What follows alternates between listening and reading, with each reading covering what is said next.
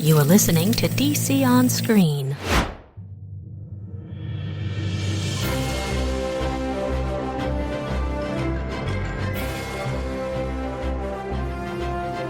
How ya doing? Welcome into DC On Screen. I am your co-host today, David C. Robertson, and this, your host, Jason Goss. Hey! Tried to change my hello. Was that bigger? Yeah, a little bit. Yeah. I mean, I was barely paying attention to it, honestly.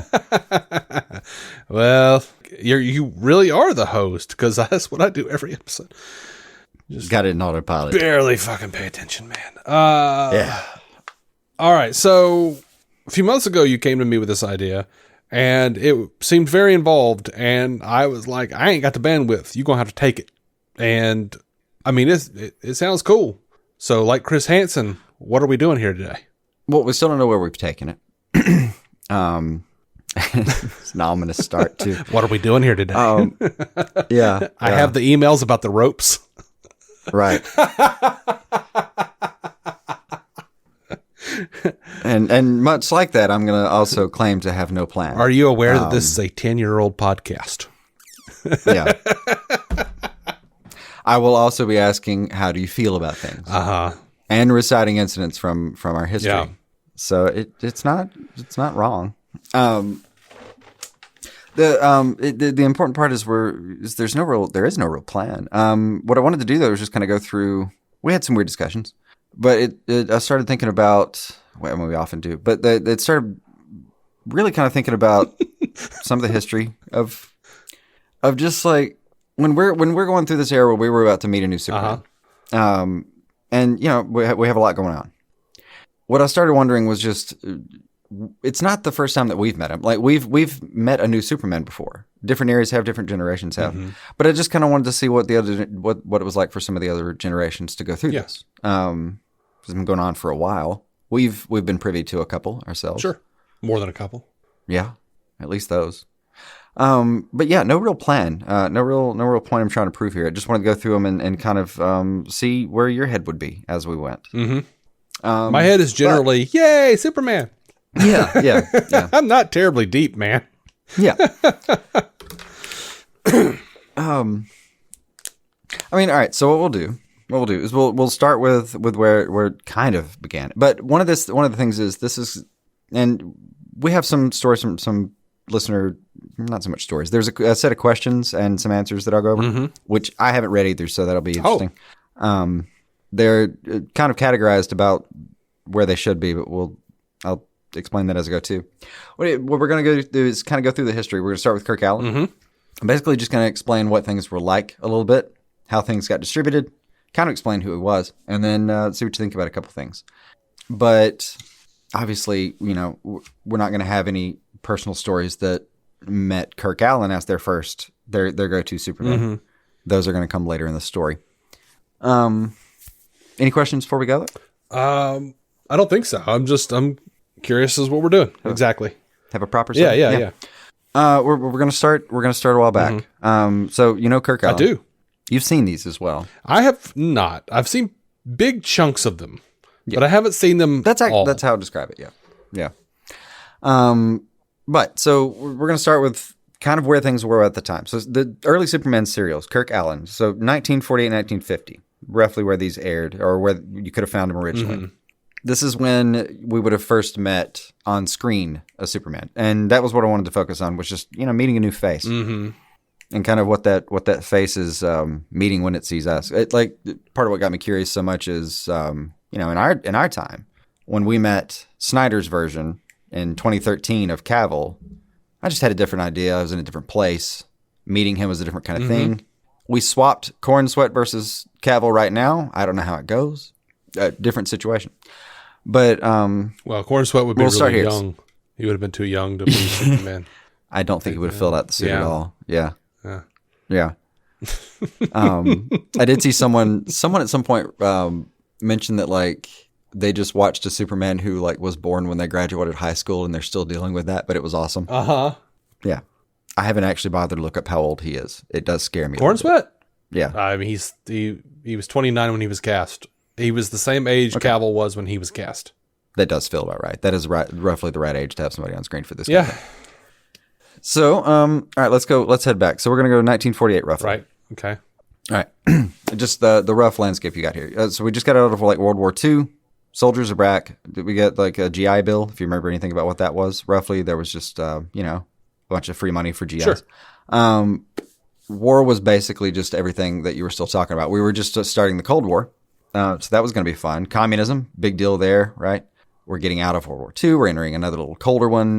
Truman was the president. Churchill, Stalin, Gandhi. These are still people that are in daily news at the time. 1948. These are literally the people that you would read about the most. And that a little bit of relevance there. But this is also kind of where like suburbia starts. Like the idea that we would start to call that. We didn't really have that at the time. Now just culturally. All right. So you're also looking like Tupperware parties. Frozen foods are a thing now. Convenience appliances like toasters, refrigerators are starting to be like a real, a major thing you could properly expect to own. These are getting in houses. All those weird devices that you exercise with, all the real janky stuff. You can find plenty of those right now. Just for context about stuff, like the first McDonald's is in San Bernardino, California at this time. It is still a barbecue restaurant. Bing Crosby is like dominating the airwaves.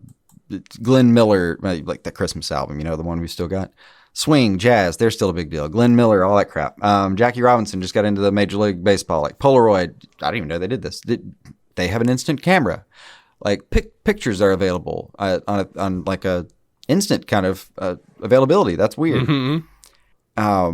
But again, this is how weird that was. The long play vinyl, like literally the vinyl record, the big one, like the 12-inch guy that you're just starting to see come back. Like that was literally, this is the first year that came out, 1948. Things are very different. Just the media itself. So this is the part that I wanted to really, this was neat. All right. TVs in particular, 0.5% in homes in 1946. 55.7% in 54, 90% in 62. So like from 46, we got about 10 more years, go to 54, we got roughly half the way there, and then we're mostly saturated like 90% in like roughly another 2 years. Right now, nobody has a fucking TV. So like poor Kirk Alyn, he's going to miss the deadline for that. Yeah, the movie serials were TV. Everyone would go to the movie theater weekly and watch these movie serials. So I had to look that up. I don't know how much you know about the daily part of that. So this is what that looked like, though. And I wanted to send these to you because these are fun. Okay. These are like the actual, or a couple of the posters you would have seen whenever they get to you. But this is how this would have gone. You would have seen roughly a poster like this. You would have heard it on the radio. But you're going to the movies for entertainment at this point. Sure. Right? Like radio rules the living room. You've probably got one of those. You have access to that. There's a piano in there, by the way, at this point, because somebody around there knows how to play, because somebody better, because you fucking don't really have a lot of other stuff going on reliably to hear stuff you want to hear. Right. But yeah, television, extremely rare. Only the highest use cases here that like have one of these things. Are you kidding? Black and white only, of course. But Saturday matinees, that's the big deal, right? You got on there, you go see like a big movie. Or it's not even a big movie. It costs like a dime or a nickel, literally. A farthing, maybe. I don't know what the fuck that would be worth over there. But you pay nothing, and you basically spend your afternoon. Different lifestyle entirely. I mean, 2 or 3 hours. You get dressed up, kind of. Everybody got dressed up around then, right? But you'd head down there. You're going to watch whatever the feature was. Something about aliens from space or some shit. I don't know. Yeah.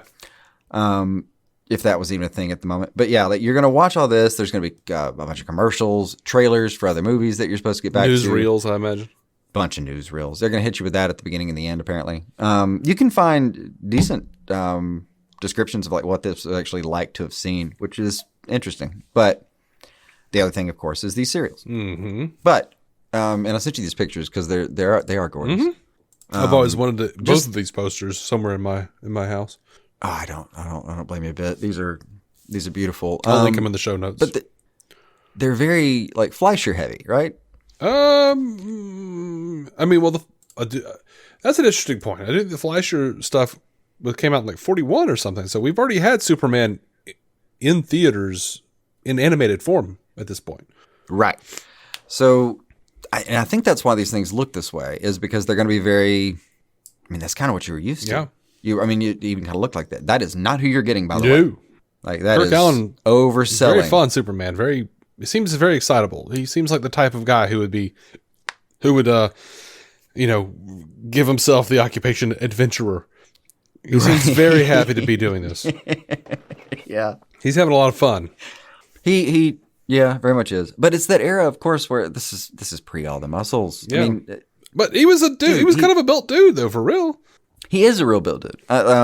So to that end, like a little bit of context for Superman. Yes, you'd already seen like the Fleischer cartoons. That was like 1940 to 51. Mm-hmm. I'm sorry, the Bud Collyer show in 1940 to 51. The Fleischer cartoons were huge. They'd been a few years before, but yeah, like you had already gone to the theater to see Superman before in exactly this context, a matinee cartoons. You'd heard him on the radio a lot. There's the whole thing about he'd taken down the KKK. That was, that had already come and gone. That was a real event that had properly happened. Got some decent news. You were used to that. You were used to Superman. And by the way, he was the number one comic character in America at this time. Yeah. He took over pretty quickly, swiftly, I believe. Not that he had a lot of competition, but sure. It's him and Captain Marvel, whoever owned him at the moment. Batman, dude. Like that was pretty much it. Like I think there was some old Captain America shit, but there was. I mean, and like Superman, he was the first like proper superhero in a lot of rights, but he wasn't the first character that was running around with like a power here and there. Right. And he certainly wasn't the first do-gooder running around on a comic page. Who was that fucker in the yellow costume who was called like the Wizard or something? I don't know. I'm serious. I don't know. When you go look up like lists of the worst comic blah blah blahs of all time, that era just is half of those lists usually. Dude, I think everyone there is the beekeeper or some shit. Oh yeah. Wizard his first appearance was 1941. Yeah. Dude, why would you? I mean, he was like a Flash.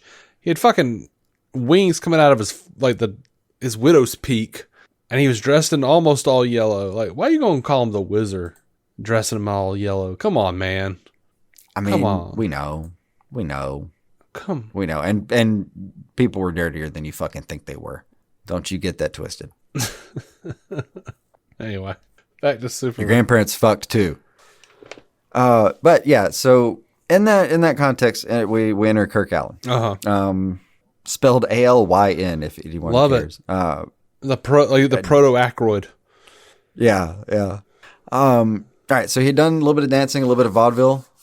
I'm sure you just love hearing that word. Some bit parts, some theaters, but no one knew who the fuck this dude was. No one knew whatsoever. He is in shape. During World War II, like a couple years before, he'd been in the Navy. He's still like literally in army shape, I think, at this point. Mm-hmm. And then there's a quote from him, like the producer, Sam Katzman, you can see him on the flyer there. He's kind of the Sam Katzman carries a little bit of the early productions of Superman. Mm-hmm. He's the early Salkinds, I guess. So he's got a quote from Alyn here. He says, "I thought it was a publicity stunt. I didn't think you could ever put Superman on film. They brought the people from DC Comics over and they said, 'Hey, he looks just like Clark Kent.' They said, 'Take off your shirt.' So I did, and I flexed my muscles. Then the guy said, 'Take off your pants.' And I said, 'Wait a minute. I was 37 when I played Superman. I picked up that girl and ran up that flight of stairs like it was nothing.'" That's fun. Which just sounds weird. As far as I know for that audition, yeah, he was basically asleep. His manager or whatever was like, "This is going to be weird, but get down here and you feel good?" Like, yeah. Gets down there, they ask him to shirtlessly carry some lady up a flight of stairs, and they like his physicality, and they're, "Hey, you're Superman now." Mm-hmm. So you got Moxie, kid. That's what. Yeah, that's all it took. And I don't know what happened to her. Maybe she's the other person on this one. She got carried up some stairs, never to be seen again. Left her up the stairs. She died 4 days later of starvation on a producer's couch somewhere. Yeah, right. Yeah. They were off just getting drunk, excited they had gotten some casting done. They took off work for 2 weeks, probably. Yeah. So at this point, though, and you've seen a little bit of these. You've seen I know you've seen the Batman series as well too. Yes, it's an era. I've seen chunks of the first Batman serial. I've seen chunks of both Superman serials. I have seen the entirety of the second Batman serial. Oh boy, dude, they just write that shit week to week, man. Like, there were so many cut off storylines. I'm scared to go back for like the entirety of the Superman stuff, but I've seen big chunks of it for sure. Like, enough to get a real feel for it. This one was fun. I didn't know this at all. So, 15-part series. The first 3 didn't have a cliffhanger. Ooh. After that, they started writing with cliffhangers because they knew they had something. And then, just a little factoid, like the costume itself was black and brown. That popped better. You weren't going to see any color anyway, and that showed really, really good contrast. You tuned into this thing though, and the major cartoon effects, like they had Krypton. This was a whole story. They gave you the background. It was a Krypton. It was a basic Superman story. Nothing crazy happened. Oh yeah. A lot of wire work early on that didn't work out, so they went with cartoons instead. Apparently, that's why you can see him like landing way back in the farm, and then he just sort of like rucks up after there. Oh yeah, like on Krypton when he takes off from Krypton, like the fucking rocket ship is a cartoon. Yeah, and Krypton itself is a cartoon. I've seen and looks pretty good. It looks pretty fucking good, honestly. It really does. I mean, so to that end, I want to say there is nothing super incredibly visually striking about this. This was not a Citizen Kane situation. They didn't reinvent the role of DPs here. But oh no, man, it looks like 1940s fucking CGI to me. Like, I'm down with it. Like, Superman goes to take off, very good. He literally turns into a cartoon. They do it pretty fucking seamlessly. I think so. I think pound for pound, it looks better than some of 1978. I mean, I think, well, definitely some of the stuff in the rest of the 80s. But I think they did a great job with their time. But it really did get a following. Comic sales went up like 50%, which was a huge thing. It's about the only metric I could find that I cared about. Like, fandom wasn't really a thing yet. Like, you know who Kirk Alyn was, but like you didn't like fandom like we know it wasn't a thing. Yeah. Yet. So comic sales went up, but and it was well thought of. But it only kind of got to this status. I don't know where else it might have gone even really. Like I don't really know. I mean, I would say they kind of made movies. I think they at some point these got redistributed into like television things later and re-aired a little bit. There's plenty of redistribution, but that happened a lot later. At the time, I think they did the 15-part series. It was enough. I don't know if no one was really clamoring for too much more. But I don't know at that time. Did you run a 15-part and that's the most you could have ever done? No one's ever done any better? I don't know the context of that. Yeah, I don't know. Like, I don't know how much they reran those in theaters too. Like, if, some of the decaying theaters on the poor side of town, if they're, running old Superman serials or what, I don't know. Yeah, not a clue. But it did well. But it leads to the first question, though. It was like, all right, so in that era, where would that leave you? Like, you've seen the pictures of this guy. How you feeling if you meet this guy, though? Feeling fine. Like, I don't know. Like, I don't know. I've looked at a fair amount of old Superman comics. I may have thought, not really as Superman-y as I would have thought if I was a fan of the comics at the time. But at the same time, I don't know. Like, what was I expecting? So that's exactly the word. I wonder, this is the first time you've seen an actual human do anything with that logo. But there were kids, probably mostly, who were hanging out and going like, that don't look like Superman. This is like, I got a guy in my neighborhood who looks more like Superman than this guy. That this is happening. This I do wonder about all the time. Old stereotypes like this, old standards like this, we kind of brush them off as like, back then. But you just wonder how much back then was really back then. Like, I think it's more like now than we want to admit. In some ways, it's got to be. Like, you must have been able to see this guy and be like, yeah, he's in great shape. Like, that is a body I would for certain like to have. But in my bed. It is not. It is.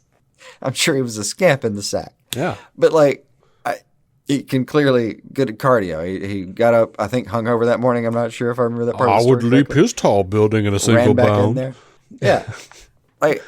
Unfortunately, I'd also be faster than a speeding bullet. And yet, that's another good point. He wasn't even flying at this point. He's just leaping. He's leaping. He's punching. He's got some laser. I thought he was vision, flying. I but- thought he was flying because when he goes to fly, Is he flying in Kirk yes, Alyn? because when he goes to fly, he you're turns right. into the cartoon. He does Yeah. land. He does land. He does Yeah. land. So, all right. So from 37, right? That's our first time. So in the 10, 11 years of publishing or so here, he's gotten into the flight game. Yeah. He started flying somewhere. They started having him fly for real in the Fleischer cartoons. Oh, true. Yeah. He's that's my favorite shot of him flying through the air, punching that laser. Oh yeah. Until he gets. I love that. That's the Mad Scientist. Yeah. I have seen all of those. That scene. I think I based a fair amount of my childhood on that scene. Dun, da, dun, dun, da, dun. Dun, dun, dun. Yeah, Yeah, man. I'm gonna watch that later tonight. Dun, dun, dun, Um, dun, dun, dun, dun, dun, But that's where it leaves us. No expectations, and then you see this dude who like, you doing all right, man. I mean, you're doing all right. It went over well. Yeah.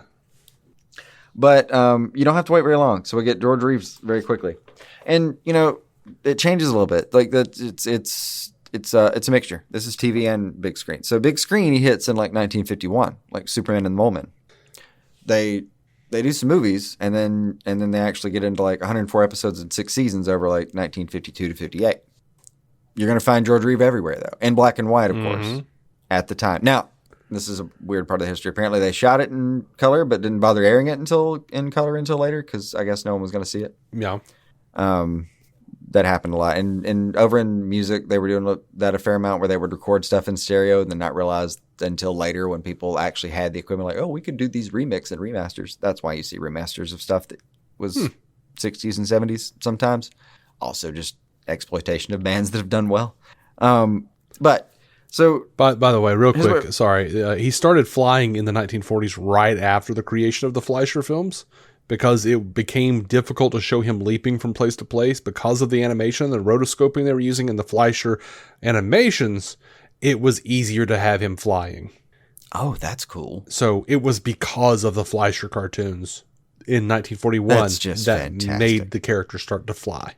I don't know why I love that so much. I really He do. officially first flew in the comic books in Action Comics number 65 in October of 1943. I'd like to think, and I've never seen that panel, I'd like to think that he does that, and the people who know him just look up and he goes, yeah, I can do that. Could do it the whole time, and just moves on. Although they were wordier back in that day. Yeah. Before that, he could leap 1/8 of a mile. Only 1/8 of a mile? Yeah. Action Comics number 1, 1939. He could leap Although- 1/8 of a mile. Although I think they mean up when they say that, so that is drastically different. Mm-hmm. It's a little bit different from like a hop, skip, and jump exercise. Yeah. Anyway, sorry. I'll run some 1951 backdrop by you real quick. Sure. The Cold War anxiety has fully set in. Eisenhower took over. We're in 1951, just at the 52 area. I just put a giant exclamation mark by the word McCarthyism. Uh-huh. Commies, Red Scare, Blacklist, all of that. We're in full swing. Mm-hmm. We're also starting with the like I said, suburbs. Suburbs just started, so now the nuclear family and all that crap has just started. Mm-hmm. So basically, all the images you have from like Back to the Future or whatever. Yeah, man. You're thinking about this. Mr. Sandman. Boom, boom, boom, boom, boom, boom. It's that. Yeah. It's for sure that. Now, and then this is going to be crucial to any of the rest of the story in a certain way. Not that there's much story here other than just like things changed, but this is like the height of middle class purchasing power in the U.S. and in a lot of other countries. But and to some extent because of some of the prosperity that was happening there, like there was a lot of back and forth at the time. But this was like one of the heights of just the middle class purchasing power in general. So TVs were incoming. Mm-hmm. Like this is the period over which they begin to be a piece of technology that like it's just how mediums work, right? You can have a cool way to distribute things and that can be worth all the gold in the world. But like if a bunch of other people don't have it, who cares? It's just not going to matter.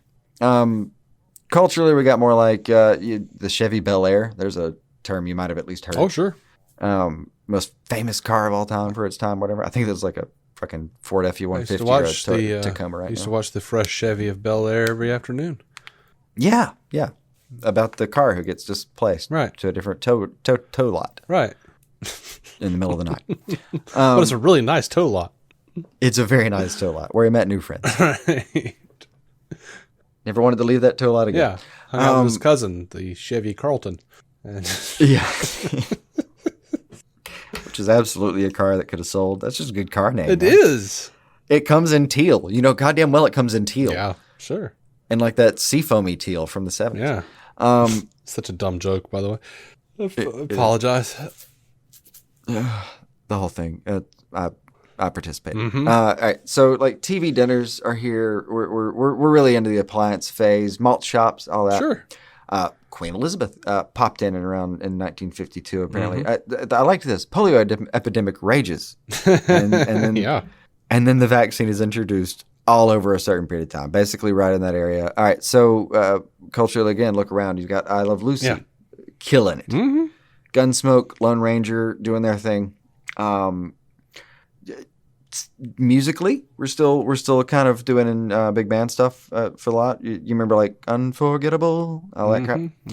Oh man, I'm a big Andy Griffith Show fan. Every time they would like talk about going to a concert, it was always like some big band bullshit. It was always like it was like Glenn Miller, dude. No, they would talk Duke Ellington. They didn't ever use real names. It was always like Freddie Fleet and his band with the beat. Yeah. Yeah, absolutely though. Like. Well, and then this is a note, and I use Elvis as a tracker. Yeah. Elvis and proper rock and roll are not even here yet. Like the major epicenter of like America's cultural influence on the world, which genuinely comes down to some extent that dude and a few chords. An argument can be made. We're not even there yet. Rock and roll is not really here yet. This is 1951. Like we're a few years. Like Elvis pops in around 1954. Rock and roll really gets started around like 55, 56 as you come to know it. And even that, there's it's just that stuff. But we're not even really getting to any of the fun stuff. But we're there at the moment. So what is that also about television? Television comes into its own proper. When this show premiered, it was still something that was kind of a minority. By the series end, it was more of a regular. Yeah. Was the pilot? I was pretty sure the pilot episode was in theaters. Oh, yeah, for sure. Probably. So like there's Superman and the Mole Men. I don't know this part at all. There's like Superman and the Mole Men that was in theaters, and then a lot of the other stuff were combined into theater things that were proper theater distributions as well. Yeah. And then a lot of his other episodes got tied in, and that's how a lot of people overseas saw them they didn't have the same TV channels, obviously. So would make it over as feature films that you could see, and that's somehow the word was going to spread that way. Yeah. Superman and the Mole Men was like theatrical, and then they cut it up to be on TV. Yeah. And then apparently 104 actual proper episodes of just meant for TV, going to be TV. And then it got the other way around where a lot of the TV got tied back into movies and stuff like that and sent off, which is a weird memory for me because I don't remember it being episodic or serial in my hazy memories. But so this is a period though where like, by the end of this show, television is going to be more prevalent. Like you saw this show probably growing up. Like by the beginning, you probably weren't in on the whole thing. Over the course of like these 6 years or whatever, you probably had gotten to see this if you were around then. Somehow. I mean, not 100%, but you basically, it was a coin toss instead of a chance in hell, which was much better odds. So movies, though, they're starting to lose just like absolute power in this dynamic. Like by 1952, they're still very much in control, though. Your advertising is still going to be like print ads, dude. Like you're still it's radio, print. That's your whole campaign right now. Yeah. Like TV guides, cereal boxes, all that kind of stuff. Sure. And Superman himself, all right, so comic books are still selling very strong. They did pretty well off the back of all that stuff. We're only a couple of years removed. You remember like Superman clubs? Yeah. Oh yeah, fan clubs. Yeah, like they were real things that were starting to be there. Yeah. I think we should bring it back. Yeah, actually, that would be fun. I mean, we have all these things online, but there's something to be said for just like going to school and being like, hey, there's a club for 30 minutes after on a Tuesday.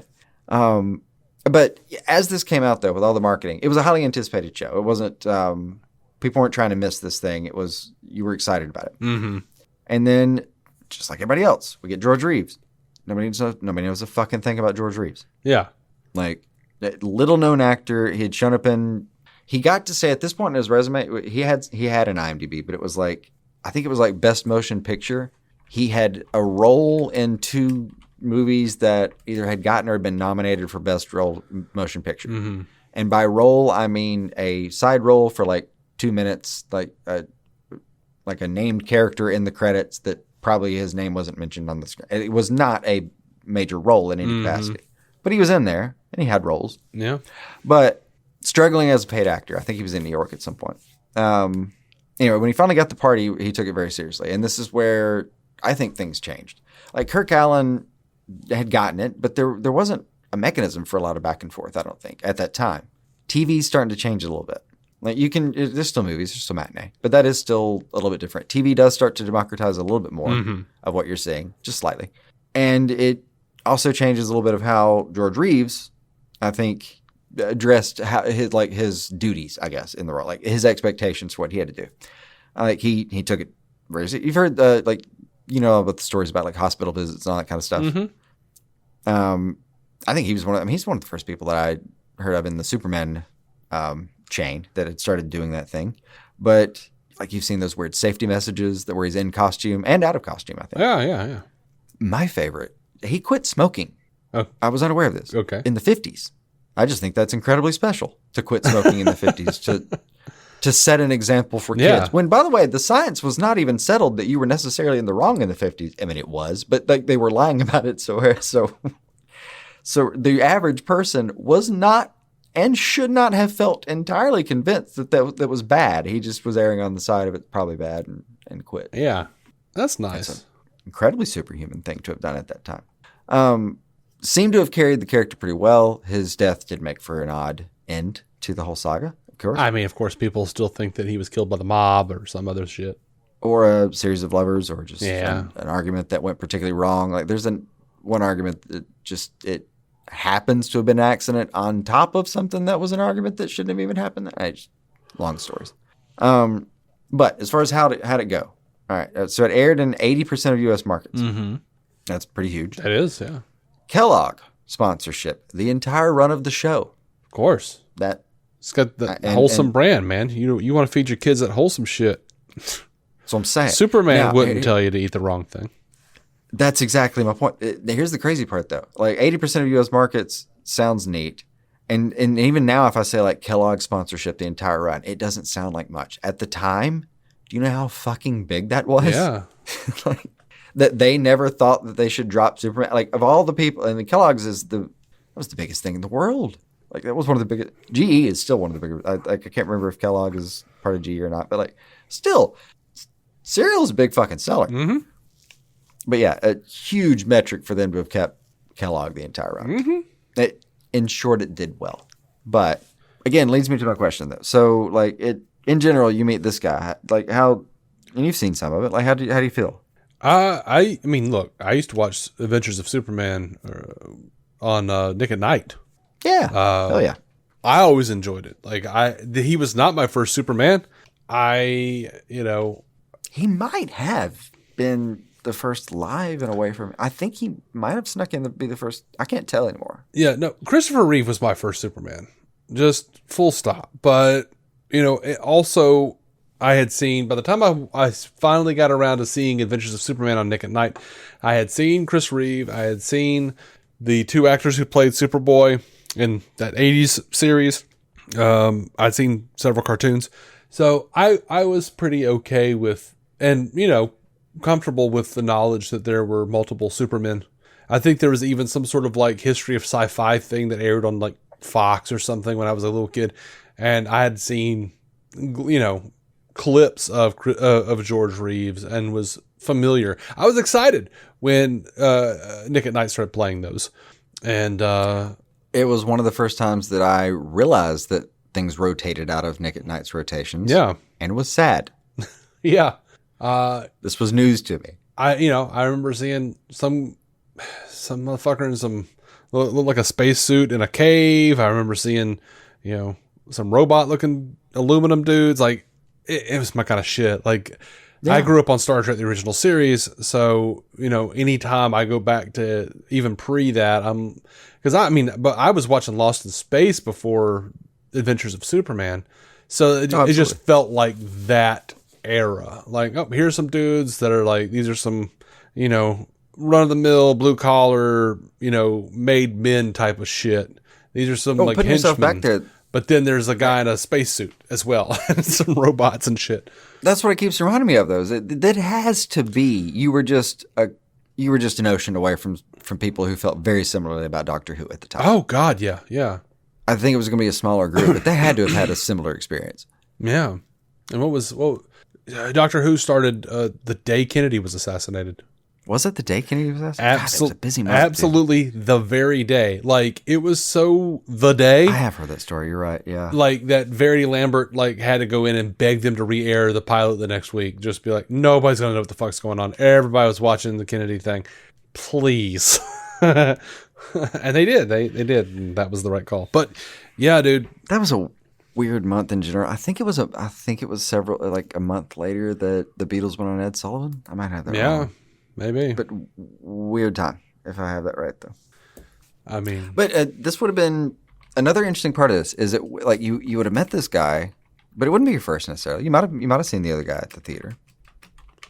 Hard to say. And I don't know if you're going to start comparing Superman at this point in your life. I don't think that was a thing people bothered with. I mean, Beatles first aired on the Ed Sullivan Show February 9th, 1964. Yeah. Okay. So I believe Kennedy was assassinated in what? 62? Is that right?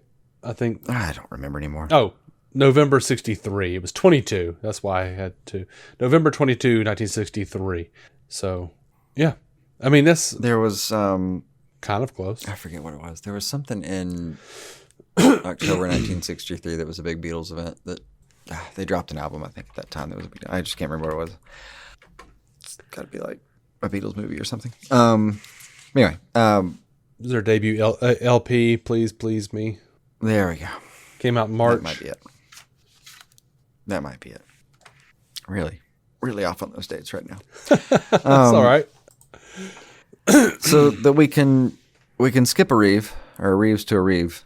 Uh-huh. But it skips a lot of time. So things are going to change a lot. Mm-hmm. But yeah, like you've met two, but then there's like a whole generation worth of. Literally a generation's worth of time. Yeah. Because the next time you're going to see this guy's really 1978. Right. And, it should be noted. I mean, they're animated series. Yeah. The New Adventures of Superman came out in, what was it, 68? Something like that. New Adventures, I didn't write down. Super Friends, I think, was like 73. Yeah. Batman 66 would have been. So that's part of the story will be like Batman 66 was huge. Yeah. That was a big deal. Yeah, 1966 is when the New Adventures of Superman started. That was a cartoon. That was an animated series. There we go. So we had that at the same time that the live-action Batman was going. And that was an era. Let's just call it that. Yeah. But relevant to that, so in 1978, we're at 50. By the way, Bud Collyer back as Superman in New Adventures of Superman from the radio show. Oh, cool. Yeah. That is like the Kevin Conroy of Superman. For a while. Yeah, dude. He was, I guess, the only person Kevin had to beat, which happened very quickly and thoroughly. Sorry. I mean, but as much as we talk about Kevin being our Batman, like, that there were some kids out there going like, whoever. Bud's my guy. Yeah. Like, there's like two generations of people who are like, I always like the radio guy. Yeah. That would be fun, though. So this would be a time frame. So, like, that would be like the late 40s. You could have been old enough in the early 90s to have heard Kevin Conroy and been like, nah, I've heard better. Mm-hmm. And genuinely meant it. And like, yeah, you would have been able to make a case for it. Yeah. No way they couldn't have gotten Adam West back. He used to do the voice of the character in the cartoons. Yeah. I mean, any of these icons at that point. All right, so 1978. Let me fill you in a little bit. Things have very much changed in the U.S. We're in the post throes of like the post 60s. Things were glamorous. They're not. Vietnam, Nixon fucked us. Like, it's gotten weird. Carter's in office now. That's not going great. So there's a whole Middle East peace accord situation. Mm-hmm. We had an oil crisis. But like there was a peace accords, and then that was a nice moment apparently. And then like everything around that, it basically just like stagflation was a word that we had to invent for how bad things got. Mm-hmm. Lines at gas pumps here, which I think was everywhere else. I'm not sure about that part, but definitely here. Yeah. These were bleak times. We're definitely, whereas I just said we were at like the height of consumer spending before, we're at pretty much the depths of it now, or we're inventing new lows as we go right now. But yeah, complete turnaround for our economy. And I did not look up, nor am I qualified to guess at the rest of the world's, but we're intertwined right now that we were affecting other people. But culturally different, mostly different. We're also post Star Wars, which is another like major marker here. Like this is importantly, we are post Elvis. We're post the Beatles. We're post all of the major fandoms coming into being. We're post Star Wars. So not only are fandoms a thing, swag is a thing now. You can get a little plastic piece of whatever you want for whatever character it is you were looking for. Yep. If you look hard enough in whatever stores. By the way, post Star Trek. Post Star Trek as well. Star Trek started in 66, went to 69, and then also had an animated series in 73. And because of Star Wars, was also being made for the theater, 1979's Star Trek: The Motion Picture. So true. Yeah, like optimism is on the way back. That's what we need. Well, yeah, in culture, not so much in your pocketbook. No. But, which, one of the theories is that Superman reflects a little bit of what the times need. I don't really know. That could be the kind of thing that I might have, I don't know, made a thesis of out of all the information I've gathered here. But I don't know that it'd be correct and didn't bother. So I just figured we'd find that if it happens to be the case, Yeah. As it stands, though, culturally, you look around, we've got like, this is specifically just 1978, grabbing a few off the top of the pile. You got like Mork and Mindy. Space Invaders is a huge deal down at the arcade. Sure. Yeah, teens have money now, by the way. Teens got invented not too long ago. That we were inventing the idea of teens one Superman ago. Now we have fully monetized the word teens into teens. Yeah. But yeah, Grease, Saturday Night Fever, Staying Alive, all that sort of thing. Like John Travolta runs culture at the moment. I think worldwide. Yeah. And then like darker notes. I think this was the year of the Jonestown Massacre. Like we're in that area as well, where we are post the really fun idea of cults and into the really scary idea of cults for sure. But yeah, there was a whole culty area of like post 60s. I mean, we got started with a lot of the cults well before. When would you say what was the line? Where did the line go from the fun cults to the fucked up cults? Was it Manson? It was Manson. Absolutely. It's the first thing I thought of. Motherfucker jumped the shark for all the cults all at once. He painted Helter Skelter on the walls. If it hadn't been the Beatles, if it literally wasn't someone that big, he might have ruined the 60s by himself right then. Yeah. It was just like, fucking hippy dippy moonchild cult. Like, oh my God, look at the commies, like, oh my God. Oh, what the fuck? Yeah. My understanding is it took a few more hits to really end the 60s, but he gave it an honest go. Like when the 60s went down, it remembered that Charles had hit it. Yeah. It was not happy about it either. Media-wise, though. Like, what are you doing to actually consume media at this point? You got the movie industry is everything you can imagine, man. Billboards, TV trailers, fucking everything. Everything you've ever seen invented to advertise to someone is doing its job, and it's doing its job as best it can in this era, right? Uh-huh. The biggest, the boldest, all that. The deepest, the bluest as well, I'm sure. But, you can watch movies at home at this point. Like, TV's ubiquitous. Mm-hmm. So we're going to have like TV premieres of things. I mean, you were talking about this the other day, that I think they still have like television premieres of things, but no one gives a fuck. No. That's been long gone for at least 10 years now. Mm-hmm. I think it was that, our teenage years probably is when that roughly went away. Alts, I'm guessing. Oh, I don't know. I have no idea.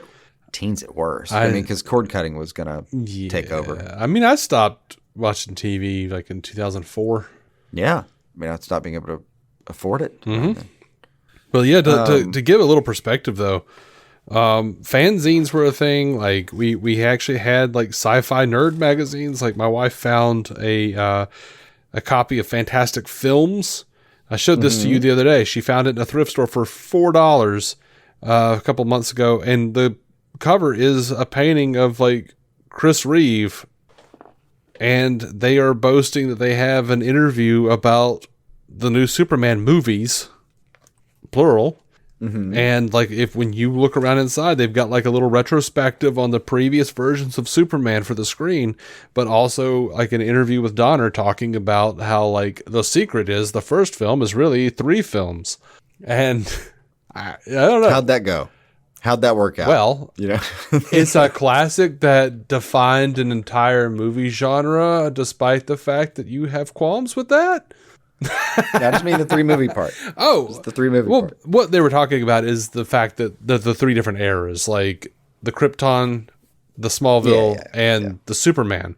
But then there's the second movie coming. Like, so that's what he was talking about. Yeah. And I think it worked fine for the time. And like I said, it defined an entire genre and gave us a formula for superhero movies that we are largely still following today.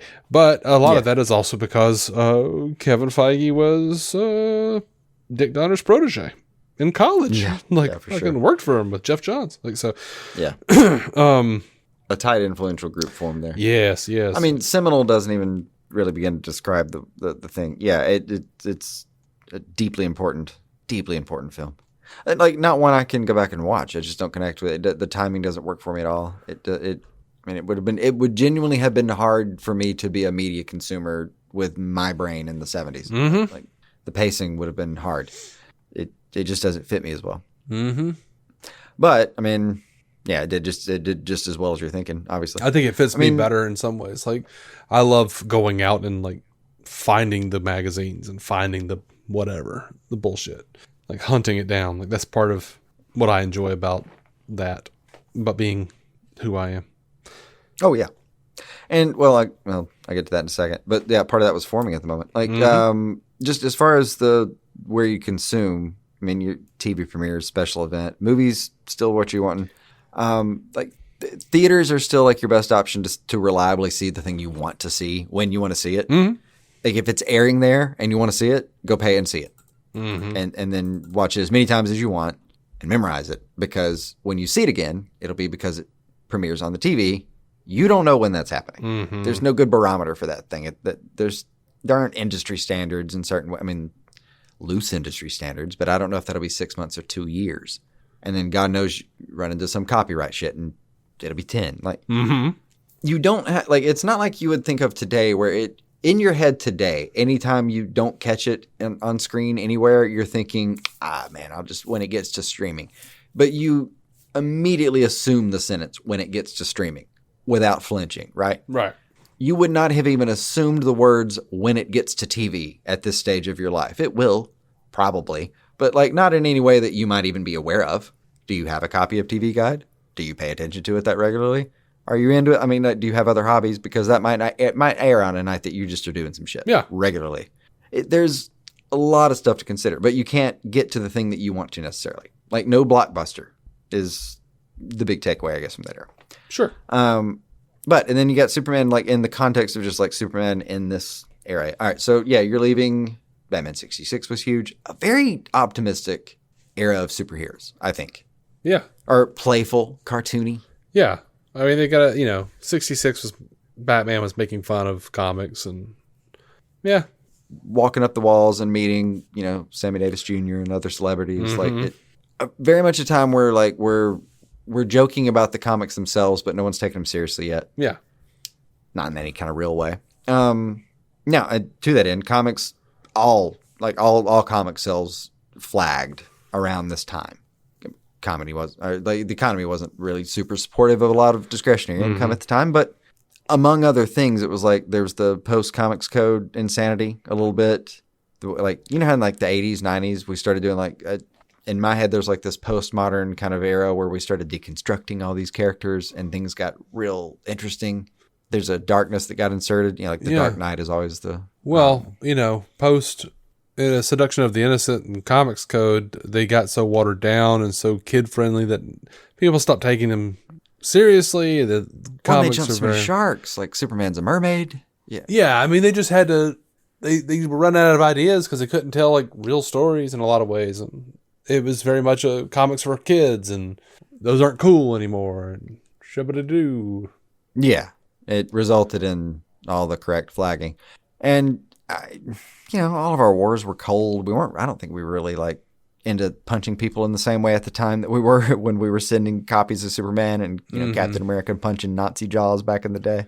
I don't think that was hitting the same right that second. Yeah. I mean, in the 70s is definitely where, I think the mid 70s is definitely where they started getting darker with it. We started getting more like Denny O'Neil, Detective Batman, and him and the what's that Journey?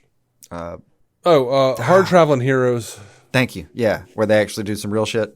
Yeah, yeah, but yeah. All that gets there, but I don't think we're there yet at all in the big cultural perception of superheroes.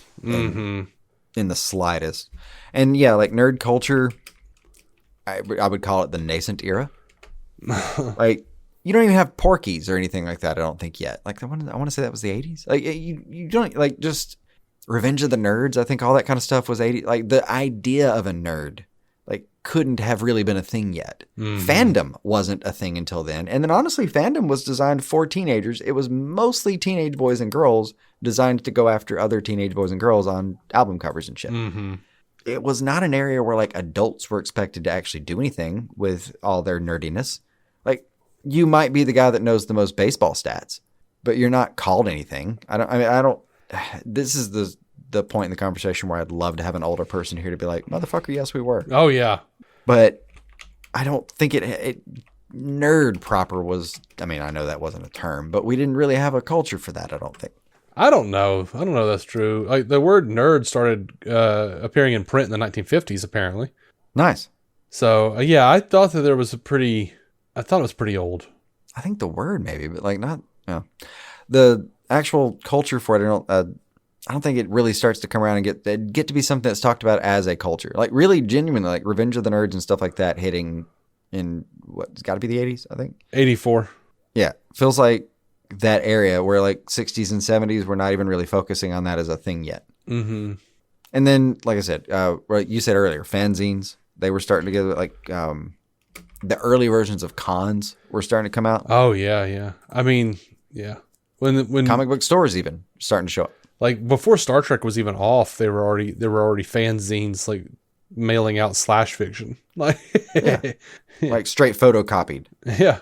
Like, might literally be a photo thrown into a copy machine. Like, it was a rough era for print, but you did what you could to get around then. But into that area, we got, all right. So again, same problem, not necessarily a problem. I guess this happens a lot. No one knew who Christopher Reeve was. Right. He'd basically done like a lot of stage stuff. I think he'd been on Broadway, done some soap operas. Mm-hmm. But like, no one knew anything about anyone who was on that fucking cast, as far as I know, except for fucking Marlon Brando, who was the only thing in the world that mattered, as far as I can tell. Like, contextually, like, having his name was basically just having the biggest name you could have had and throwing it at the movie. You guaranteed so much just by having his name there. Right. You didn't have to recognize anybody else. It could have been a cast of Squirrels and Otters. They would have done fine. And now I'm writing that down. A cast of Squirrels and Otters. Just behind Brando doing their best, and it would have gotten a ton of self. Fuck you in your Superman retrospective episode. This episode will be called A Cast of Squirrels and Otters. I'm kidding.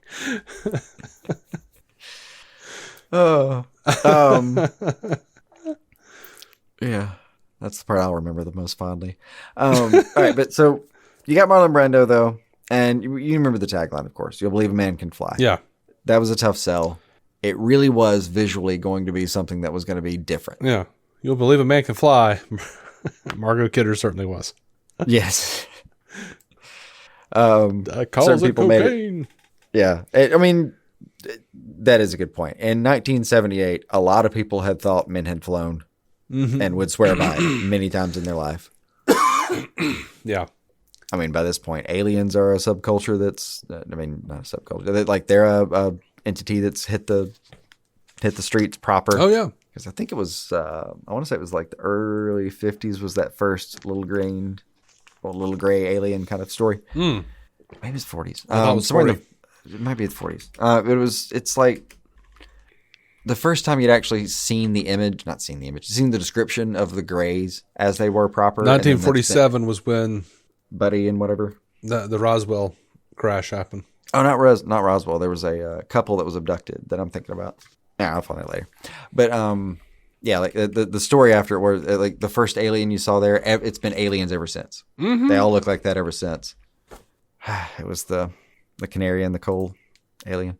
Oh, that was Betty and Barney Hill. Barney, there we go. That was September of 1961. 61. Jesus, that was late. Later than I was thinking. That was fucking late. Yeah. Motherfucker. Yeah. All right. Well, they've been around for a while though. So, other than Marlon Brando and the tagline "You believe a man can fly," you have no fucking idea what's going on with this. Superman himself is bigger than any other character in this movie, possibly including Brando. Mm-hmm. Because like the Superman logo at this point is a worldwide brand. Anyone knows what we're talking about there. Wow, I can't believe the Flintstones came out before those people. When they come out? Well, so Flintstones came out in September 30th, 1960, but Betty and Barney Hill popped up in 1961. You know, Betty and Barney. Of course, yeah. You went straight. Oh, yeah. I'm sorry. I don't know why I didn't put together that it was Barney that got you to Flintstones a second ago. I thought you were looking at a list of some kind. No. I should have seen that coming. That's on me. I mean, they're both Betty and Barney. Of course. All right. So you know how well the thing did, though, right? Reeve is that brand for the rest of his life. Mm-hmm. It just blew the roof off any kind of sales. Everyone in that movie was an overnight star. Mm-hmm. Like number 2, the world wanted the second one. They wanted to walk out of that theater and walk into the next fucking movie. You know, adjusted for inflation, Superman the movie makes like $1.8 billion. So, as we keep hearing. Actually, we don't hear about that much. We don't, because the people who keep bringing up that shit are always being like, they're focused on Man of Steel making more than this new Superman movie, but they don't like to bring up the fact that the proto cheesy Superman made more than either of them. Yeah.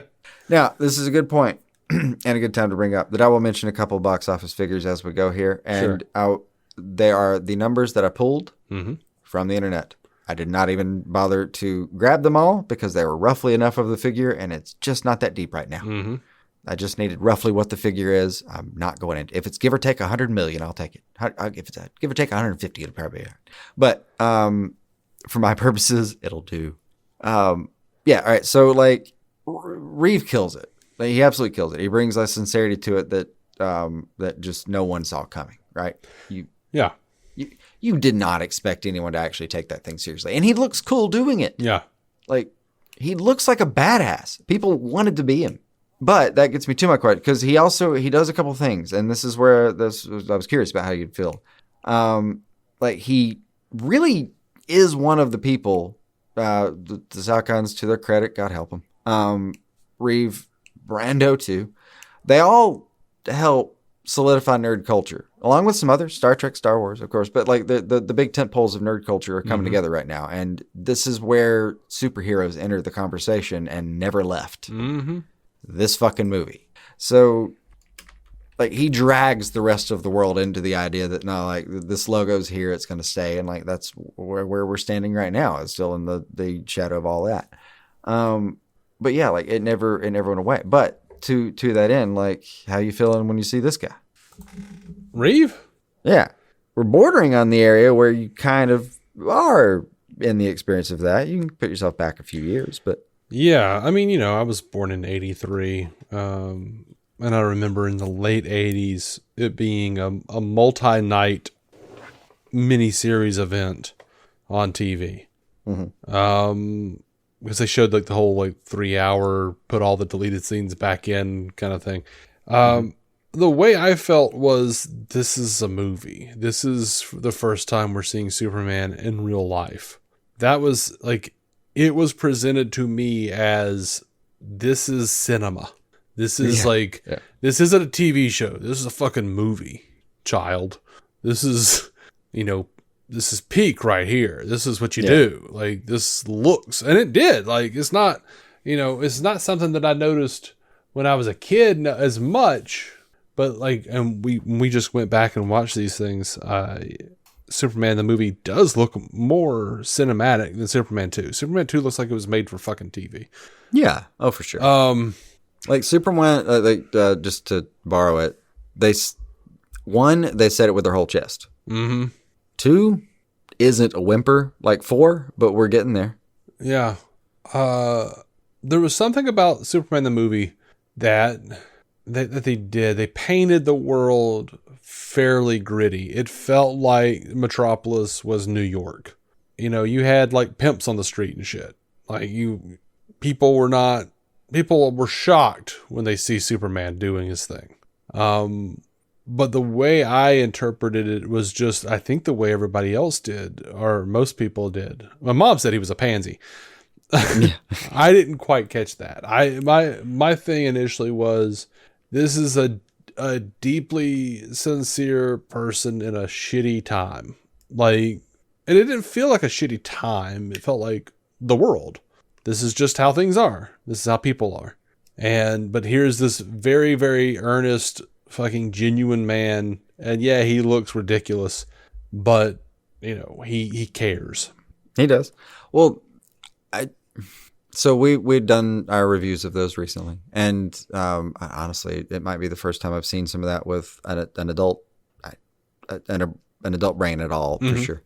And maybe my favorite thing he does in the entire first film is sit down in the fucking interview with Lois. Yeah. It might be my favorite piece of acting. The whole goddamn thing is just the way he sits down and fucking means it. Mm-hmm. At no point, there's no apology whatsoever for him being in that costume the entire film. No explanation either. Doesn't require one. He absolutely makes you deal with the fact that he's doing that, and if you're not on board, he doesn't even engage you in the conversation about not being on board. You're just doing this. It is kind of odd, and I don't think we mentioned it in our review, but it is odd because when you see the people of Krypton, ain't none of them wearing that shit.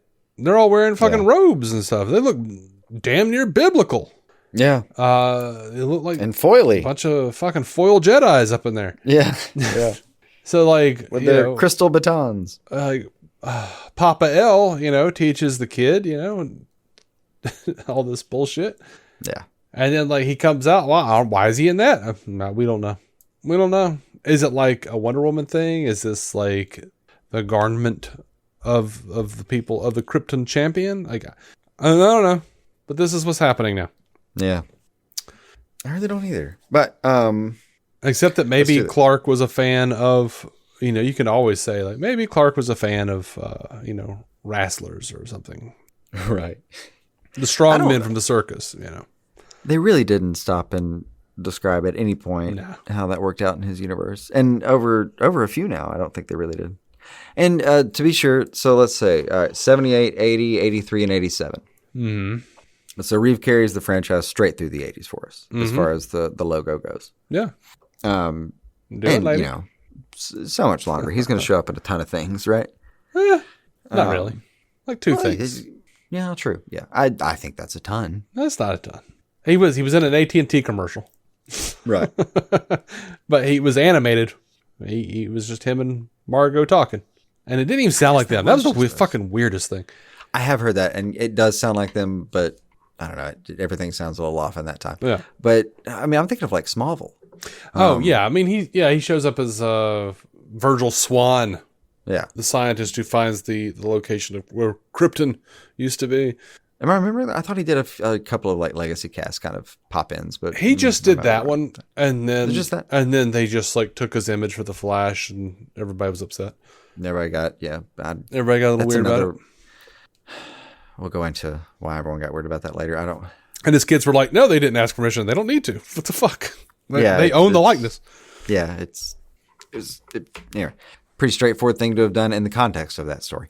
Mm-hmm. But all right, so this will run into. By the way, so 78, 80, 83, 87. Superman 4 is the one that I have on. Is the one that I have him on my wall. That's like my origin story of actually having seen him in theater. But yeah. Mine is complicated. I know there's Fleischer. Like I remember seeing that at a kid's house. I remember at my house seeing George Reeves. I don't remember which one of those would have been first. I had this ticket on my wall from going to see Quest for Peace, like in a Superman outfit, a little nylon one that, God, I wish I had. But I don't remember which one of these. I don't know which one was the base. They're all just there somewhere. Yeah. And none of them, I think, were the ones like certain of those scenes really stuck with me. But I don't really know which one hit me exactly. I don't know. It was a weird way they did hit. I don't think some of it hit until freaking like the 90s and animation area.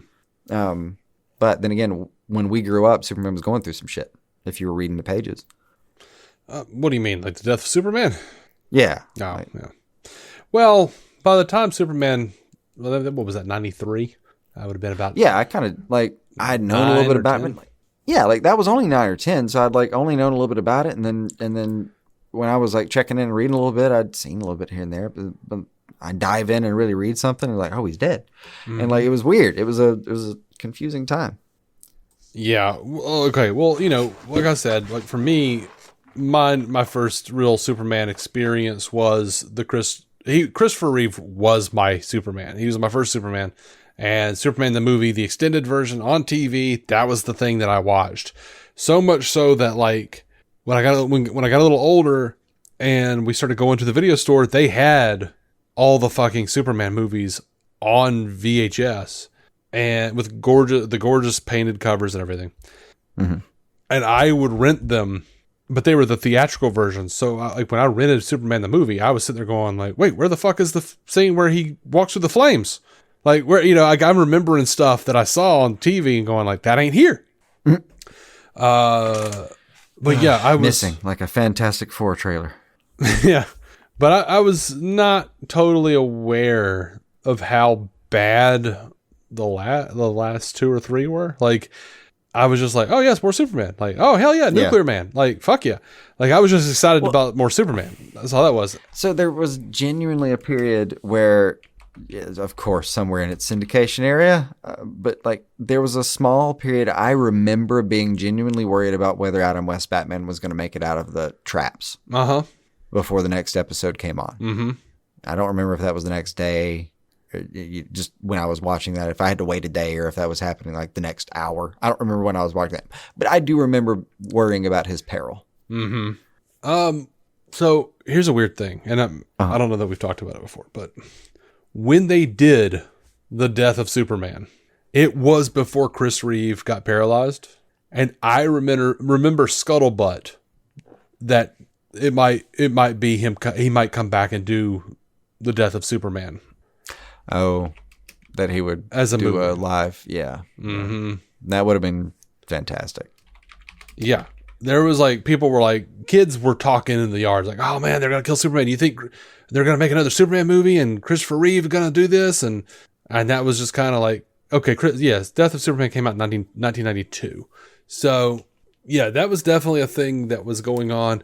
And then even after he got paralyzed, there was like, people were like, oh, well, after like Jurassic Park and shit came out, you know, people were like, oh, he could do something. He goes, like, he got paralyzed in 95. So, like, I think what was fucking Jurassic Park, 93 or 94? Yeah. I don't even know. But, like, CG was... feels like the right area. Everyone was excited about CG. Oh, God. It was the only thing that mattered for a while. And it proved to be true. Yeah. It's a major thing we need for fucking to make anything at this point. And I don't, you know, nobody in the real world, nobody was thinking like, we're going to CG Chris Reeves. No. They were dick deep and fucking up on a Nick Cage movie. Yeah, but that was going to be a different thing. I would have loved that movie for one of two reasons. I feel like, not both. One, maybe someone put some money into it and it was actually good. And like he could kind of get a little bit of the magic of 1 and 2 back. That was clearly not on command in 3 and 4 the same way. Like I know there's an argument for 3 that's not there for 4 and all that, but like clearly some stuff lost here. Maybe really put your effort into it. Really, really, really, you know, go out swinging on Death of Superman. It would have been fun to see him do it. That could have been just fun by itself. Yeah. But the other option is it went very poorly. And poorly enough that I didn't have to see a bunch of Deaths of Superman every time I turned on a goddamn Superman franchise from here on out. Like, we were just complaining about this on the news episode, right? Yeah. Well, I mean, we've been doing this forever. And I've been watching Doomsday on TV since fucking Smallville? That's been a minute. And all versions that have had their merits, even like the Krypton version, one in particular. God, I loved that one. Mm-hmm. All have their merits, but that you can still just be saturated with the story, for God's sake. And I've seen a lot of Doomsdays in my time. Mm-hmm. I think that's part of the point of this kind of episode to me, is to look at like, how fucking saturated are you just if you've seen something for a while? Like, there's a generation's worth of time between 78 and these other ones. Like, you're not saturated on shit when you go in to see Christopher do his thing. Mm-hmm. You're basically just coming in fresh with a bunch of kids who've been told they can come with you. It's a whole new crop. Yeah. But to that end, let's do a couple feedback things. Okay, sure. All right, so we did these little surveys, and I kind of split them up. So I kind of put them near whatever time we were at, based on the first question. All right, I'll read through the questions on like the first one, and then I'm going to refer to them basically in shorthand. And importantly, I haven't read any of these. I read the first question to see which timeline, and then after that, hey, we're going in fresh, buddy. Okay. So, first question: can you remember the first live-action Superman you met that made an impression on you? How old were you? How big of an impression? All right, and then this guy's response. I don't think these are named anywhere, but anyway. Yeah, we don't this have person's names response. for anybody. That'll work. Write in to claim your name. This person: I was 7 years old. I saw the Christopher Reeve 1978 Superman on TV. I loved it. Sounds right. Next question: when you met that Superman, what was the world up to? What do you remember about that period, historically or culturally, that was relevant to you personally? Kind of thing that, like, I don't know. I was 7 years old, so all I can remember about that time was that the Challenger explosion recently happened around that time. Oh, yeah. So that would have been 85? Yeah, well, yeah. This person said Superman on TV and loved it. Yeah. So that would have mid-'80s re-air would have been about 86. January 28th, 1986. So this would have been in, like one of the 80s syndicated runs or whatever. Very possibly could have been the same broadcast that I watched. Oh yeah. Yeah, it would have been right at that area. Yeah. You would have been just even more confused if you'd known what the Challenger situation was. Oh yeah. Yeah. That would have been the same broadcast for me then. Yeah, probably. Maybe not the same affiliate, obviously, but That should have been around that time. yeah. Same run of TV Guide marketing campaign that should have hit around there. I do remember when Challenger exploded. I do not think I do. I don't think I have any memory of that whatsoever. I remember watching it on the news. Nothing. Don't think I have any news memory of that one. Yeah. I've got some news memories in my life, but those aren't in there. All right, next one. We got: how many Supermen, plural, have you met at this point in your life, and who's your gold standard? What's important to you about that version? Is your favorite the one you first met, or have you swapped it up since then? It's an odd question. I have no idea how the responses will come in there as far as the phrasing. All right, probably 8 if we're counting TV and animated versions of him. Feels right. That's probably all of them at that point. I guess it would have to be Christopher Reeve. I guess the version I like is the version of Superman that is compassionate. So you're probably feeling great about the new one. If you could pass one note to DC Studios right now, just as Gunn and Corenswet Superman is hitting the big screen, what would it be? Could be about tone, a character choice, an actor, a new series, whatever you want. Swing big. It's a magical note, and they have to do whatever you want. Just whatever you write on it. Oh, that's funny. I just saw it recently, and I can't say they need any notes. They both nailed it. Superman was a great movie. Okay, so he did like the movie. Oh, yeah, there you go. That's fair. I mean, I wouldn't, as well as that movie's doing, I wouldn't have the fucking moxie to show it notes right now anyway. I got a couple notes. I get it. I got a couple of notes, and I got all the moxie in the world. I'm just kidding. I can time my moxie for other times. I'm just kidding. I don't. Just give my moxie a rain check. Go listen to an Audio Shrug album for a little while. All right, so this one, can you remember the first live action Superman again? All right, 1978. I was 14, and Superman the movie blew me away. I left that theater feeling so uplifted and joyful. I hopped up onto a concrete parking block and then jumped off, fully expecting to fly. I did that and injured myself. Of course, I had seen George Reeves as Supes in the old TV show and loved the cartoon, The New Adventures of Superman, but Christopher Reeve was my first real Superman. And despite some great performance and the objectively better films by others since, he will always be my Superman. That is going to be a popular sentiment. Mm-hmm. It is not entirely clear why I jumped off a tiny little carport with what could only have been 3, maybe 4 cinder blocks high. Not that much. Like one pad of concrete onto a radio flyer red wagon and busted a stick through my lip, but it could very well have been trying to Superman. Mm-hmm. It's one of the theories at the time. I was outside by myself. You were alone? Mm-hmm. You were all by yourself? I came in with a pierced lip. No one was looking. That was the 80s. So when you met Superman, what was the world up to? Vietnam was still in the news. Jimmy Carter was in the White House, and I was more concerned with news about the upcoming Star Trek movie than current events. That's fair, sir. How many Superman movie have you met at this point, and who's your gold standard? All right, this one's a little bit longer. 10 so far. George Reeves never really worked for me as Superman, but he was a great Clark Kent. Christopher Reeve, as I said above, was the whole package. The scene in Superman in the movie when he decides he's going to tell Lois and he morphs from Clark to Kal-El by changing his whole body language and then back again when he chickens out was sheer genius. Mm-hmm. I cannot disagree. Some have tried to imitate him, some brought their own stamp, and I don't think any of them did a bad job with what they were given. But what they were given was almost all weak sauce. I imagine Henry Cavill playing a hopeful Supes in a bright costume bringing truth and justice to the world instead of trying to outbrood Batman. But alas, that train has sailed. Reeves' version, even when he was losing, radiated hope and goodness. Save the angst for Bruce, give me a hopeful, fun Man of Tomorrow.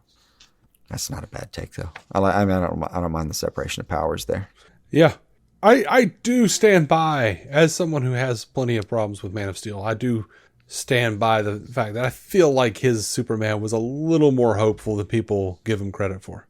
But yeah. Again, though, part of the whole picture.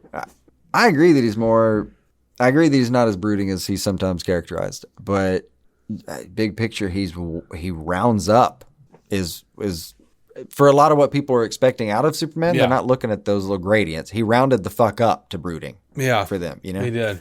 And I kind of get it when you're looking at the history of it. You know, if you were, and a lot of people like 78. This was the most write-ins we had was for 78. Mm-hmm. And if you could pass along one note to DC Studios, this is the best big screen Lex Luthor ever. He's brilliant, unhinged, competent, and utterly focused on killing Clark. Keep it up. Yeah, that sounds about. That's about right. Yeah. By the way, I can now show you the spots. Remember when I told you that one of the things I liked about this performance is that he sings his monologues a little bit. Mm-hmm. One of these days when we get to maybe sit and watch it or something, or I can side by side, I really genuinely wanted to point to a few lines and be like, just listen to this and put like a metal guitar behind it. See if you don't like it. I'll just sit over there and do like a nice chunky little riff behind you. Right. So next one we got, can you remember the first live action Superman? Blah, blah. All right, I'm not sure about the context of this, but I'm thinking you want someone in our own life who has made an impression on us like Superman would. And for me, the person that comes to mind is my grandfather. Not exactly the direction, but I like it. I remember first seeing him in the garden, a big old Italian man with a garden hat on, chewing on straw, literally doing 6 different things at once, from planting to mowing to chopping wood to fixing his fence, fixing his car, picking the vegetables he planted, etc. I dig it. When you met Superman, what was the world up to? The world had just come to terms with what happened on 9/11, and personally, I remembered my town and neighborhood really trying hard to help us move on. They promoted comic books at our local book fairs and convenience stores like crazy. That's when my father and grandfather started showing me comic books. I would not have expected that to be like a major push in that area, but like kind of funny. Well, like all the comic books were doing their like 9/11 comics. It was a very patriotic time. Yeah, it was a very patriotic time. Yeah. It's always all like Spider-Man hanging out with some firefighters and shit. That is funny though. There are also surges around that time, in particular comic book sales, but I hadn't thought about it specifically following 9/11. Yeah. But yeah, anytime guns get used, we go up in comic sales and flags. Right. So I haven't. How many Supermen have you met at this point? I haven't met too many since my grandfather came and departed from my life. He is the gold standard for me and what I still try to represent daily. I messed that sentence up. Sorry. And then if you could pass one note to DC Studios right now, just as blah, blah, blah. 2 words. Thank you. That actually does fit. That actually does make sense. Yeah. All right. Then we got, all right. Can you remember the first live one? Again, of course, we're in the 78 section. So it was Christopher Reeve's Superman. I was like 5, 6 years old and was so impressed by this man flying. Yeah. What was the world up to? Here in Colombia, we had a horrible time. The takedown of the Justice Palace, all the dead people, even my mom almost got caught up in that. Fortunately, she left in time. So I thought, why Superman couldn't save that people? That's entirely fair. Good God. How many Supermen have you met at this point in your life, and who's your gold standard? All right. From Christopher Reeves to David Corenswet, I've met 10 Supermen, if we count Tom Welling and Nicolas Cage, actually. Yeah. You know, there is absolutely no limit on who you can count as a fucking Superman. I mean, yeah. If there was ever a logo when they filmed it, I'm just going to say go for it. I love all of them. Henry and Tyler are top, but Christopher Reeve's Superman holds a very special place in my heart. When I think of Superman, his face is the one I see. It's a good list, though. All right, and then if you could pass one on, it's not about the actor, it's about the character. His humanity means everything. Darker, happy tone, all that is part of who Superman is. I want to see more of the Man of Steel series, movies, video games, including more of the Superman family, or super family. Also, please keep the underwear on. And, of course, the winky face. I don't think the underwear have any potential of going anywhere, and I'm pretty happy about that, too. You know, Gunn almost didn't include it. I can see a future where he doesn't include it anymore. Like No. From the conversations I've seen, he's been sold thoroughly on it, I think, at this point. I don't know. I believe it to be integral now. I get feelings, man. I get feelings. Nah, I think think he'll stay. I think Gunn is pretty willing to change it up. He did say that Superman will have a different costume the next time we see him. I am curious about that. Although, I think David was just insistent on the fucking trunks. Yeah. From the documentary's story of it. And then 2, you may have seen that picture going around of him without the trunks on. Well, I saw a loose-fitting prototype of the suit, and then I saw like a normal one, and I thought it looked fine without the trunks. But the loose-fitting one is, of course, what everyone, all the haters glommed onto. Well, now I'd have to see it to make sure that you were talking about the same one. But in context, the one that I've seen that doesn't look great, in the context of them doing it, also doesn't look great. Yeah. Like, it just doesn't look the same. Like I agree. I think you need the red there to break it up. Like, I've always been a proponent of that. Well, I think it was the costume designer in that little doco there. I think it was the costume designer that says, like, when he doesn't have it on, he just looks like a guy in a blue suit, and when he has the trunks on, he looks like Superman. Like, can absolutely understand that. Yeah. All right. This is the last guy in the 78 category. All right. First live action one. I was 11 when I saw Superman the movie in the theater. Definitely made a great impression on me. Loved the movie, the story, and the performances. The only drawback was the ending. The time travel, but didn't ring true to me even then. I had no trouble suspending my disbelief for everything else. Yeah, I agree. Like, even if I had trouble clearly with my suspension for a lot of the movie. Yeah. But that was me seeing it now. Yeah. No, I mean, when I was a kid, I didn't think him going back in time thing worked. I was like, that doesn't make sense. That's the part that even if I recontextualize it for myself, then like it's still, I'm going to be with you. That's the part that's just not going to work still. Yeah, I was 3, and I remember looking at my parents and going, that would kill everyone on Earth. I really like the idea of you doing it as creepily as possible.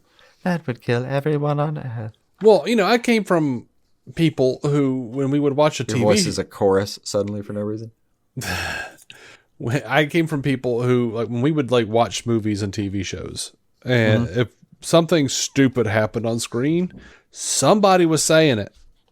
And usually, because I was there, they decided, before I had, sisters, they were telling me, like, I was the idiot believing it. So, like, I quickly adapted. Of course. And before they would have a chance to be like, this is stupid, I'd be like, this is stupid. And I learned when not to say that, like, in church. Yeah. There are boundaries. There are boundaries. I'm like, all right, well. But anyway. Got to keep the protective mechanisms under wraps in certain contexts. Yeah. Yeah. No, I remember when I was a little kid, I would like float some certain ideas. Like, thing I didn't understand about this is like, wouldn't it be better if this and this and this? You don't question. Oh my God. Okay. Fuck. Yep. I straight up got the don't question it defense. If sometimes on the first round, if not the first round, by the second or third round, I'd get bounced down to that. Yeah. They might humor my questions for the first attempt or two, but after that, got a little spotty. Yeah. All right, here we have when you met Superman, what was the world up to? I just remember the bicentennial the year before, which is funny. I don't think I'd remember that even then. I think I was remembering like we've got another one coming up. I think we got like a 250. Is this you talking now, or are you still reading and you're just really into the role? No, at this point I'm just trying to remember. Yeah, no, sorry, we did transition to me just trying to remember when the hell we would do a major event again, but I don't know if anyone will notice at that point. Yeah, I'm not going to do anything for it. I think the bicentennial being the person or the thing that this person remembers is going to be unique for like the 70s at that spot. Or it looks like right now at least. All right, how many Supermen? 5. I love how deliberate the number is on these. I haven't seen the new movie yet. My gold standard is Christopher Reeve, based more on his performance than the stories themselves. My first one was watching reruns of the old TV show with George Reeves. Tyler Hoechlin is my current favorite, at least until I see the new one. By the way, Hoechlin or Hecklin? Hecklin. Hecklin, thank you. That's the way I've always heard it. I don't know. I'm just going to go with, we'll be wrong together if I'm, Hecklin it is. All right, and then the last bit, DC notes. Adapt Superman, American Alien as a miniseries on Max as a prequel to the current movie. God damn it, that's a great idea. Please do it. Yeah, I could dig it. All right. Don't want to upset the bootlickers now. Hold on. No, that'll be all right. That's what media is there to do, is upset any and all things that call themselves anything before you get too wrapped up in anything. Sure. Taking the piss. That's the whole point. That sounds good, actually. Yeah. I gotta pee real bad. Didn't you like that segue? All right. I did. All right. And we barrel back through into television now, right? I suppose so. What would it be? Superboy? Yeah. We're into the John Newton, Dean Cain era. We're going to call it roughly 1990 as a backdrop. Because like Superboy, 88 to 92. Yeah. 100 episodes, syndication. Yeah. Lois and Clark, 93 to 97. 87 episodes. 2 different Superboys, by the way, on that show. Oh God, yeah. Yeah. I forgot about that entirely. Who's the other guy? I don't remember. I feel like I should have his name somewhere. Oh yeah, we should have his name, because the first one was like more of a Dean Cain situation. Like he was just a piece of shit and got. Sorry. Yeah. No, we're not. There will be no apologize for. Well, I don't remember shitting on Dean Cain. I don't remember what the first guy, what his issue was.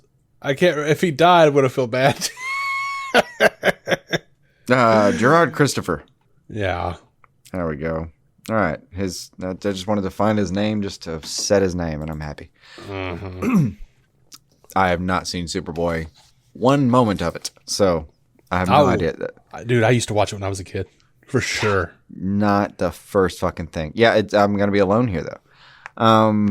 That's one of those areas I'll have to explore. It was on DC Universe for a while. I think it's probably on HBO Max. Just as a who the fuck cares? Throw it on the server. But yeah, like Lois and Clark, 93 to 97, 87 episodes, aired on ABC. I saw it on TNT where it got mostly syndicated. All right, so 1990, that's the backdrop. By the way, these history lessons are about to get a lot shorter because we're kind of back in the area where most of us were alive. Yeah, Clinton takes over. Post-Reagan conservatism really gets started in earnest. Starting to globalize our economy a little bit more here, like NAFTA, big topic, all that kind of crap going on. Cold War is mostly over. We're entering different areas of things. We don't really know what to call it at this point. And then little stuff like Waco, just that kind of stuff hanging around in this area. But, culturally it's a little bit different. Yeah, we're at like Jurassic Park, X-Files, grunge, just the word grunge in general. Musically we got like I Will Always Love You from The Bodyguard. You remember that little gem? Oh, sure. Movies-wise, you're looking at like You've Got Mel, that kind of thing. The Got Milk campaign, I believe was chilling around this time. yeah, like we're early days of just, TV being a heavy hitter as far as like what things were remembered for in general. But what's changed mostly is like the media situation. I mean, there's a lot, but like, I mean, politics are what they are, and economy's leveled out a little post our previously darkest hour before. Mm-hmm. Well, maybe not even our darkest, but our darkest in most people's living memory. But anyway, media changed a lot. So Blockbuster, that's it's their time, right? Mm-hmm. VHS and rentals are pretty much everywhere. They're the ubiquitous thing now. Most homes have a TV. Most homes on top of that have a VCR, and most homes are going to have cable. And every time I said most right then, take like 10 to 20% off. It degrades every one of those. Like you had a TV, and then you were less likely to have the VCR and all that crap, right? And then you were less likely to have cable, or maybe you had one of those but not the other. Mm-hmm. So yeah, there's still restrictions. Like not everybody had everything. It's not like that, but you're just way more likely to be in the area of that. And most of your advertising has transferred over to digital by now. Mm-hmm. I kind of realized as I was writing this up, like you previously, print's still there, but you previously relied on that almost primarily, really up until almost the 1978 kind of situation. And then now we've transferred over to like, you saw this ad for the thing that you were going to watch on television. Mm-hmm. You didn't find out about it in TV Guide probably at this point. Now, the other really interesting part is right between these two. So like 88 to 92 and then 93, 97, like right in the fucking middle. Superboy would have missed the internet, but Lois and Clark was right there at the cusp. Like right at the cusp, yeah. Right at bulletin boards, Mm-hmm. By the way, Ken, I did a little digging here. I had always heard that he was fired. John Hames Newton was fired from Superboy because of a DUI arrest or something. And it looks like that was a thing, but he claimed that wasn't the reason he got fired. He claimed that he decided to leave the show, and the producers kept begging him to come back. But everybody else says that there were like on-set accidents, probably because he was drinking. There was some kind of weird letter he wrote, but he was also trying to get like a raise on the show, and they were like, fuck off. So anyway, some reports say he was fired. Some reports say he quit, or he says he quit. Nobody else says he quit. Whatever though.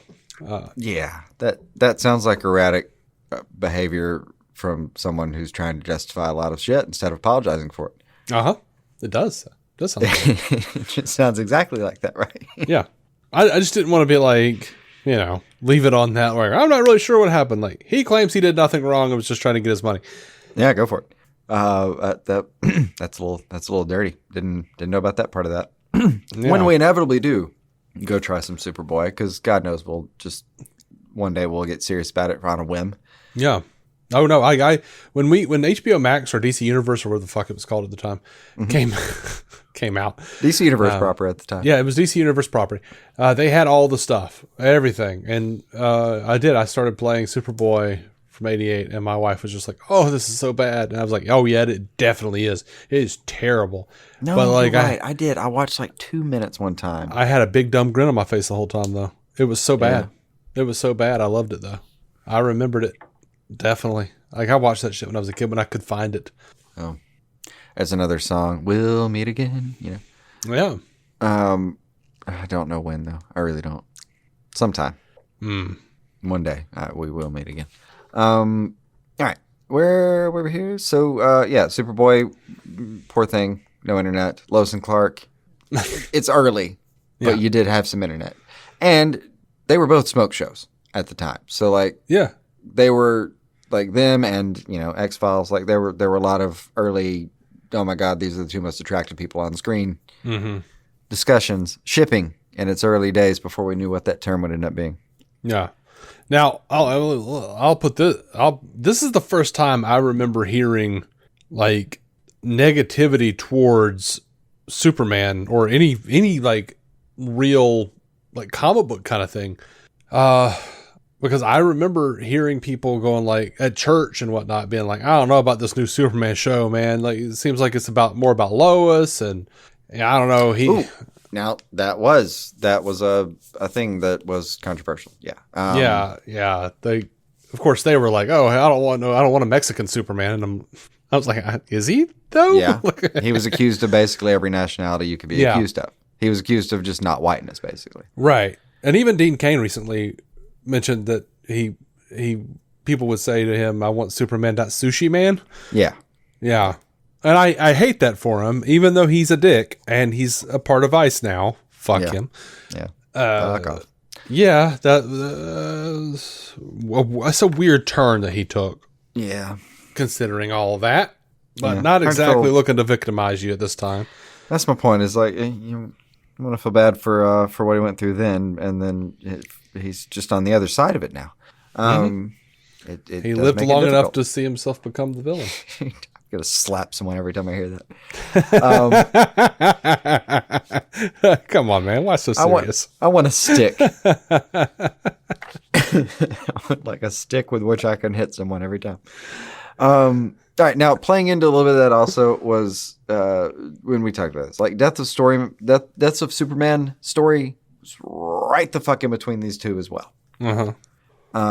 So like we're in the postmodern kind of era, right, of Superman and of comics in general. They're starting to like eat themselves alive as far as we're paying attention to ourselves now. Like Watchmen is out there, but something you would call an authenticity crave is kind of really that's the crux of this whole era. I think the grunge, all that was that. I mean, it's just an authenticity crave in general for all of our what we wanted in our media.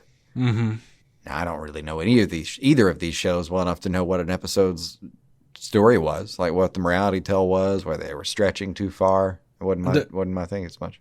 I don't remember Superboy as well. It's like I have vague memories of it, and it was very much just, a crisis arises, Superman stops it, or Superboy stops it.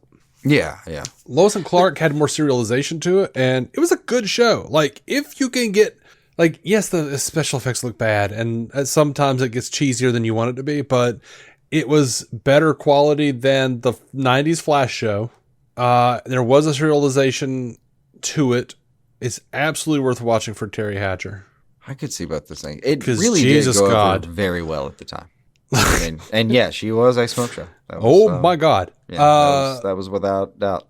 And dude, like John Shea Dean Cain was on the cover of every fucking magazine you could find for years. John Shea was such a fucking dope Lex Luthor. He just was so cool. I don't remember him at all. I do need to go watch a little bit just to see what his Lex was like. But yeah, like I remember like when the magazine articles were coming out where like Dean Cain is like in the wife beater and like like kind of like spoon hugging Lois or whatever. He's got the Superman tattoo. And I remember everybody being mad and being like, I don't like that Superman costume. That's not fucking Superman. Nice. I was like, I don't think that's going to actually be the outfit. I think that was just a promotional thing. Well, you're a kid. You don't know what you're talking about. All right. Yeah. All right. But, for what it's worth, and this is why I would still consider, creating a custom Dean Cain Superman. Like, I don't want to blame his Superman for his real life fucked up behavior. Shittiness, yeah. Like, his Superman was great. I really liked his Superman. He was a good guy. Like, multiverse wise, if we're just considering like I have the goodliness of any given Superman. I have a fondness for his Superman. Like, he was married to Lois at some point on the show. They had to keep pushing it back because they wanted to like sync up with the comics or whatever, or like either that or they wanted the comics had to push it back. One of them had to push it back. But man, I did like that show. I did like a fair amount of it. I don't remember it that well at all. I mean, I caught passing episodes, but I really did not tune into that regularly in the slightest. Yeah. There's some goodness there. There's some goodness. I was in and out of comics so much at this time. Like, I'd been obsessed with it. I'd been obsessed with it early on, and then there's this area where, like, right in here, where I was just playing so many sports. Yeah, like, I did not keep a lot of time for much at all. And then, honestly, when I did, it was for cartoons primarily, because this was also the time I made was going to be for like that period of I don't know if anything in my life has ever been as exciting as getting to sit down and really watch like a Tiny Toons, an Animaniacs, a Batman the Animated Series all back to back. That was the absolute peak of my existence for a long time. Getting home early enough to catch all those, fuck me, God, yeah, that was shit. Yeah. I'll put it to you this way though, week. I like Lois and Clark enough as a show that I'm fingers crossing it that there is some sort of explanation for Dean Cain. Like maybe there was a tumor that he didn't know was affecting his behavior and he gets it sorted. Like I don't want him to be a trash person. I really don't. I think you're stuck with that, my man. I know, but I don't want it. I get it. I would like it if all of the Supermen matched my values, but that is not working out on this one, man. To that end, you were not alone in your feelings. So the other big batch was, or the other similarly sized batch was Lois and Clark with the side of one Superboy. So I'll throw these at you real quick. Can you remember the first live action Superman? So this one, I think Adventures of Superman was the first time I saw a live action Superman. I was about 8. I really enjoyed watching it whenever I could catch it on TV. Lois and Clark, the new Adventures of Superman, made a big impression. I could enjoy the series more because I could watch it each week as it aired, and I thought Dean Cain was so hot. Sigh, scandal noted. Yeah, I feel you, man. I'm sorry. All right. When you met Superman, what was the world up to? Lois and Clark came out in 93, so I was in 4th grade. We should be about the same age. Roughly. Anyway, that series incorporated groundbreaking technology into many episodes, holograms, virtual reality, things with the internet and computers, etc. As a 9-year-old, though, it felt very futuristic to me. I dig that. Yeah. Yeah. I also remember seeing Dean Cain's face everywhere. He was the it guy for a minute. That completely tracks with my memory. I remember seeing Dean Cain, and I was scarred for life. A lot of people wanted to see Dean Cain at that time, friend. Like you would have, people fought you for turning that into a felony at that time, man. It was, he was sought after. All right, and then how many Supermen have you met? I think I've met 7 live action Supermen at this point. I've loved each of them for different reasons, even though I didn't watch Superman the movie until recently. I feel you. I grew up knowing that Christopher Reeve was Superman, and watching the Superman doc really drives that home. I really want to watch that. I keep forgetting. Didn't you see it? Yeah, I did. It was great. Yeah, you said you cried on that one. That was. Oh God. Yeah. Drink plenty of water before you watch that. Yeah. Eat something salty. Yeah. Prepare. I will. That actually that excited me and pushed the date off all at once. All right. Honestly, I love Brandon Routh though, although it isn't because of Superman Returns, so that probably doesn't count. Henry Cavill was great. It's too soon to make that call with David Corenswet. Dean Cain definitely ain't in it anymore. Man, I think it's Tyler Hoechlin. I loved Superman and Lois, and I really loved his Superman and Clark. He's nice on the eyes, and he's compassionate, but still intimidating. He seems untrustworthy. He has yet to have any real-life scandals. Or he seems trustworthy. He has yet to have any real-life scandals. Yeah. That's not a bad list there. Yeah. I don't think I have heard anything out of Hoechlin. I think the only problematic person on set over on the CW was it Jonathan? Oh, yeah, Connor. It was Jonathan. What was the name of the older one? The blonde. Jonathan. Yeah. Okay. I mean, they were twins, so they're not. But yeah, the one that the taller one maybe. It was Jonathan. It was Jonathan and Jordan. Jordan. God damn. Okay, yeah. Jordan was Jonathan was killing me so much. Well, yeah, the first one was short and blonde, and the second one was tall and dark-headed. Yeah, that's right. Yeah, there was some kind of scandal where he decided it wasn't. I don't know. There was some people saying that he was an anti-vaxxer, and then there were other people who were. And then there was a bunch of stuff that was like, no, he just didn't want to do this anymore. He just decided he didn't want to be an actor anymore. I tend to believe that he was an anti-vaxxer. Yeah, I didn't know where my sympathies lied. Some parts of it he sounded shitty. Some of it he just seemed like he wanted a mental health day. I didn't. Yeah, I don't know. I had varying degrees of how I felt about that. I ultimately didn't care. The show was good. Moved on. I got used to the new guy. I really sunk in with him. The went new well, guy. New guy looked more like Jordan's brother, and looked Very more like much so. Tyler Hoechlin. So I was like, oh, okay, this was correcting a mistake. Yeah. Fuck it. And after he stopped kind of doing, like, there was a transition where he was kind of doing a little bit more of an impression of the first guy and just sort of got into the role himself. Anyway, Yeah, that happens, there was also a thing where, like, for the first 2 years or whatever it was, 2 or 3 years, I didn't ever totally buy that the guy playing Jonathan was a football star at his previous school. I'm like, you are a little squat, tiny little thing. I don't buy it. I don't buy it. New guy, I'm like, oh yeah, you're some kind of damn backer. I don't know the terms, but You hit people, though. something to do with a back, and Put pads on before. there are lines and quarters and shit. I don't know what I'm doing. I don't know. We've talked about this too. There was You're a a big real old problem boy. with I hate that people can't throw, like, don't have a good throwing motion on screen. It pisses me off. Yeah. I don't know why. But yeah, there was a throwing motion issue with the first guy. All right, and then notes here. Please have Nathan Fillion as Guy Gardner and Alan Tudyk as any character, but as a person, not in voice only. Appear on screen together. And also, please cast Donald Faison and Zach Braff together in something. These are both good suggestions. I am 99% sure that this was my wife. I'm serious. Yeah, that would track. All of that sounds absolutely like her. That does make sense. That would be funny.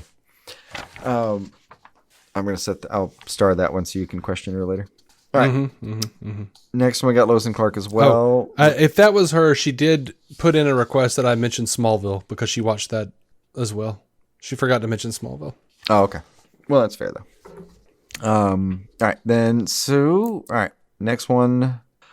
First one. While I did see bits of Christopher Reeve's movies when they would air in syndication as Saturday afternoon movies, the first live-action Superman I really connected with was Dean Cain and Lois and Clark, The New Adventures of Superman. All right. I was 11 years old when the show premiered, and it was appointment viewing every Sunday night on ABC.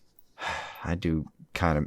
There's a part of me nostalgic for the era the era where you knew what night it was, but part of me knows that that's better as a memory, and it was a pain in the ass. Oh, it was total pain in the ass. Wouldn't actually want to go back to that if I had to. Absolutely not. I only have appointment TV because I podcast. So I'm like, damn it, it's Star Trek night. Yeah. Got to make sure I get that in case we're doing it soon. And the appointment is just to watch it, 5 minutes before the actual recording. Right. Well, I don't ever know with Matt. Like, Matt and I are both pretty bad about, like, not knowing when we're going to record. So it's actually, you and I are pretty bad at it. Yeah. It's like pulling teeth. Yeah. But yeah. So I'll be like, hey, like I messaged Matt. I was like, hey, when do you want to cast this week? And he was just like, Sunday? Question mark. And I'm like, yeah. Okay. So he's like, cool. But like, we don't have a time. Like, and it's been like days since the last episode came out. So fuck. It's just the way we do every week. Yeah. But whatever. Hell, I've intentionally delayed viewing things because we were going to talk about it and I wanted to not forget it. Right. Yeah, that's a separate issue. Yeah. But it's sort of part of the whole, though. Yeah. Altogether, the timing's all kinds of off. Man, like I was thinking, like, because I started this. Very much appreciate the flexibility. Yeah. Me too. Hey. I started this newsletter thing on Substack, and I've been looking at other people's Substacks, and it's just like it's a newsletter for me, and it's a newsletter that's just like everything that I'm working on, and maybe I'll have something to talk about.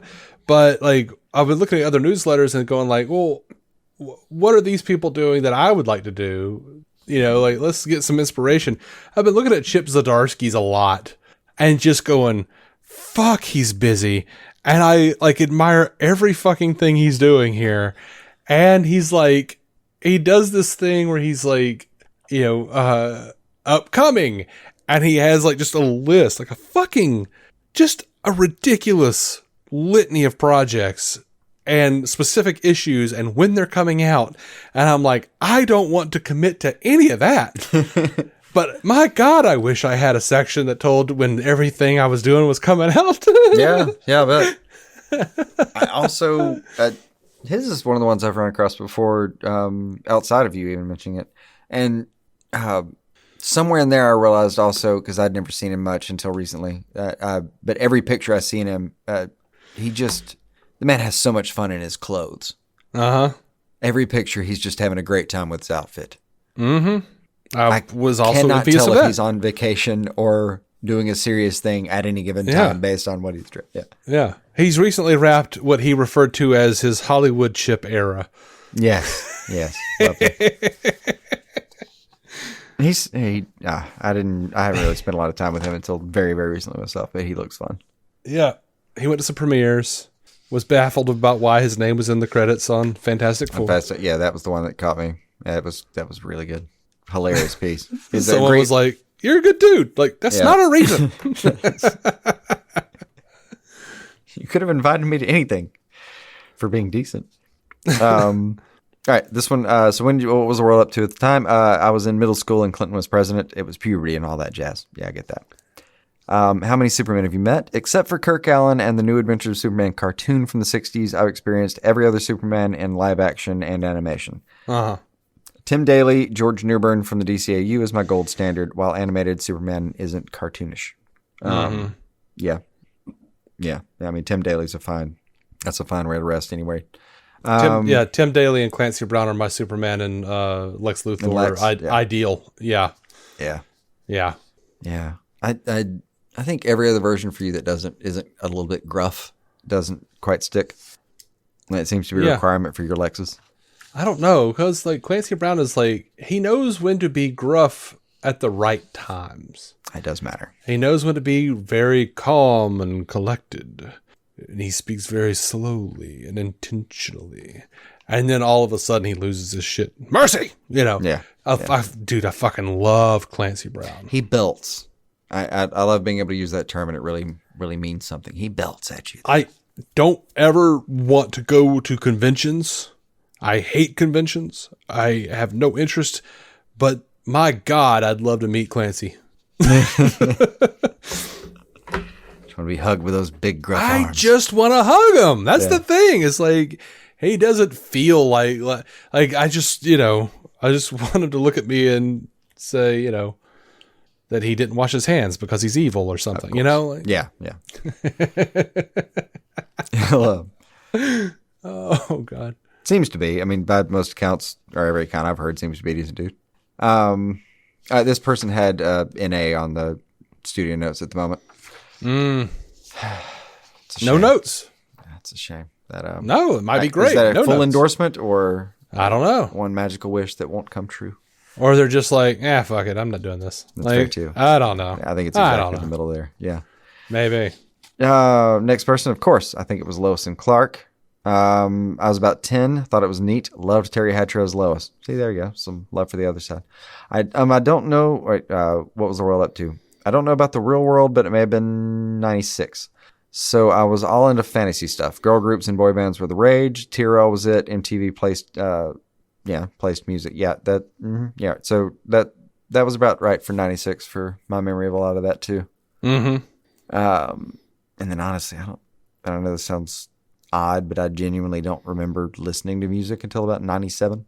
Anyway, interesting. It just wasn't part of my life until then. Just didn't grow up listening to. It's interesting. Nobody around me listened to music. You're so into music. Yeah, I know. I just had a lot of time to make up, I guess. I mean, for me, I was already like fucking listening to Gangsta's Paradise. Like, I had a Coolio album. I was mostly listening to rap, but I was also listening to stuff, whatever was on the Batman and Robin soundtrack, and not Batman and Robin, Batman Forever soundtrack was 95. I was probably listening to Fresh Prince, DJ Jazzy Jeff. Yeah.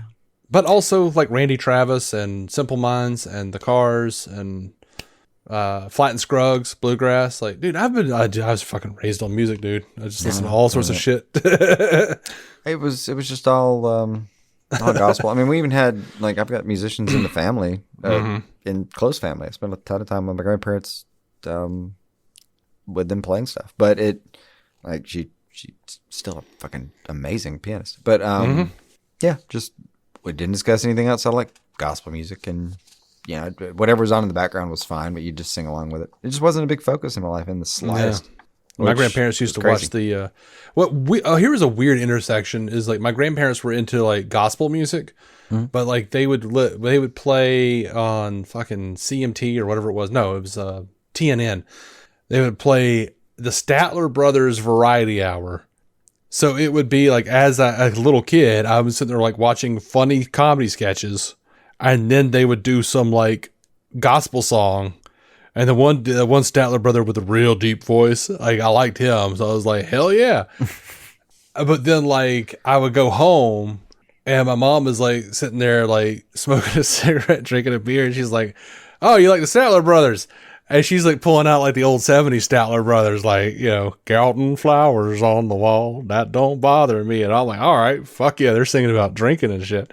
Nice. Like, it was like a weird. Oh, we're partying. All right. Like, yeah. Oh, Statler Brothers ain't so square. Mm-hmm. So I got like comedy and country music and gospel. And I still like gospel music to some degree. Not like Gaither shit, but like old good Western shit a little bit, you know?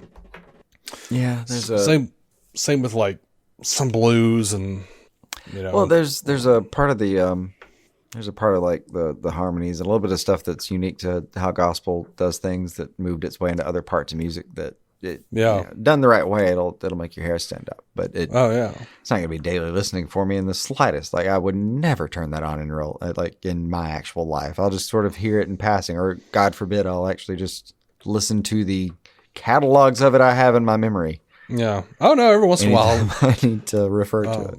I'll listen to my friend Kevin Nutt. Guy my parents grew up with, but he does a show called Sinner's Crossroads, and he'll just play like old spirituals and shit, like just old records of blues and old gospel shit. And I'll tune into that every once in a while and just like get down with it for a minute, just like, this is so good. God, I wish I had a cigarette. It's just what I associate with it, just like that's good. Yeah. Anyway. All right. So how many Supermen have you met at this point? I think I've seen them all at this point. Before this week, I would say Tom Welling was my Superman, with Tyler Hoechlin being second, but I can tell that David will probably be it if he continues with the role for the next 5-10 years. Tom and Tyler were both Clark at different ages, but they fought to protect the Earth and stand up for what is right. They were both learning lessons about themselves and humanity. They both protected their friends and family. This is a sentiment I'm going to share with a lot of people, I think, is, he's got potential. Mm-hmm. And then a note to DC Studios. Make sure you have Superman be the example that all the others can strive to be. Also, Superman in this universe seems to already embrace teamwork, so let's turn it up a notch in world's finest movie about Superman and Batman working together, not against each other. Villain, Brainiac, because we still haven't seen him in live-action movie. Mm-hmm. That really is going to be a very exciting version. I've seen live version Brainiacs that I like Krypton's is. Dude, I was about to say, they are going to have to, like, you can say all you want about, like, Snyder's too gritty and all that shit, but, like, I feel like Krypton was what Snyder fucking would have done. Well, I mean, it was also a David Goyer thing. True. So, like, Goyer was so tied in so deeply with Snyder for a minute, but Goyer refuses to not be grounded, you know, they've all got to have like a grounded, gritty origin story for it. It seems whatever it is. It seems like. Goyer likes to be grounded, but I feel like that was my favorite version of Brainiac I've ever seen. Mm-hmm. Was Krypton. Don't blame me. And if I would just love to be my favorite Lobo up to this point. Yeah, of course. I would love to just like go pop over to James Gunn if I could. Like, I've got so much I want to say to James. Yeah. And just be like, bro, have you seen Krypton? Because, like, I would say, like, if you have not, skip the show, except look at Brainiac and how it's portrayed, and look at Lobo, how it's portrayed, and just, like, you're good, man. It's a good show. It is. Like, it's a pretty damn good show. I'm sorry it didn't continue. Wallace Day. Oh, my God. Yeah. But they totally wasted her on Batwoman. Yeah. Yeah. But I mean, I wish, like, if I had the, like, I wish I could have done like another half a season or so and just taken the budget out of a few scenes that looked amazing. Trust me. Yeah. Looked as good as you would hope for, especially where it aired and all that. But if I had to just budget it out, just take out some of the look amazing to get some of the story. They had a great story too. They had a great story. Yeah. And they really like one of the last things we saw was, a bunch of fucking hawk wings. Like, yeah, they were going to do the Ranthanagarian War. Yeah. Yeah. And a deeply good Doomsday.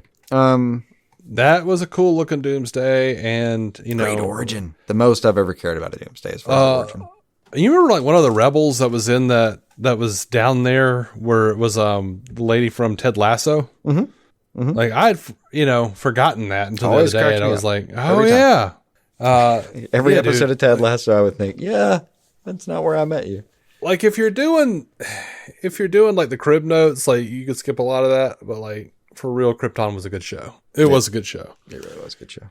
Definitely worth your time. And worth your time to, just watch in the background if you have to, but every once in a while, make sure you sit down and check into a good scene. They had some really cool stuff that still like sticks with me, that like haunts me, like certain elements, like that fucking religious character with the multi-faced mask, and like some of that shit was haunting, just weird. That one, I'd forgotten about that. No, the one that gets me is the his buddy in Doomsday's.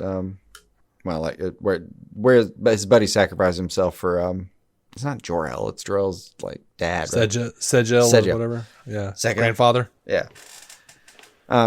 His buddy sacrifices him to get out and gets his oh yeah. That was tough. That was tough. That was a rough thing. Great TV.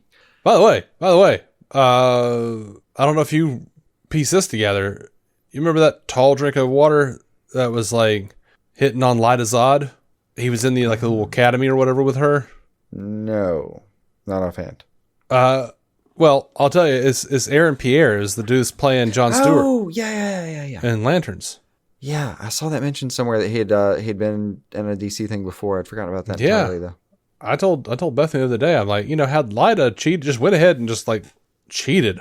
Or like left Segel or whatever his name was for this dude. I wouldn't blame her. I think it was GIF. I'm not sure though. Like, that's not a bad looking dude. My God. No, I don't think there were any bad choices on that planet from what I can tell. Like if he,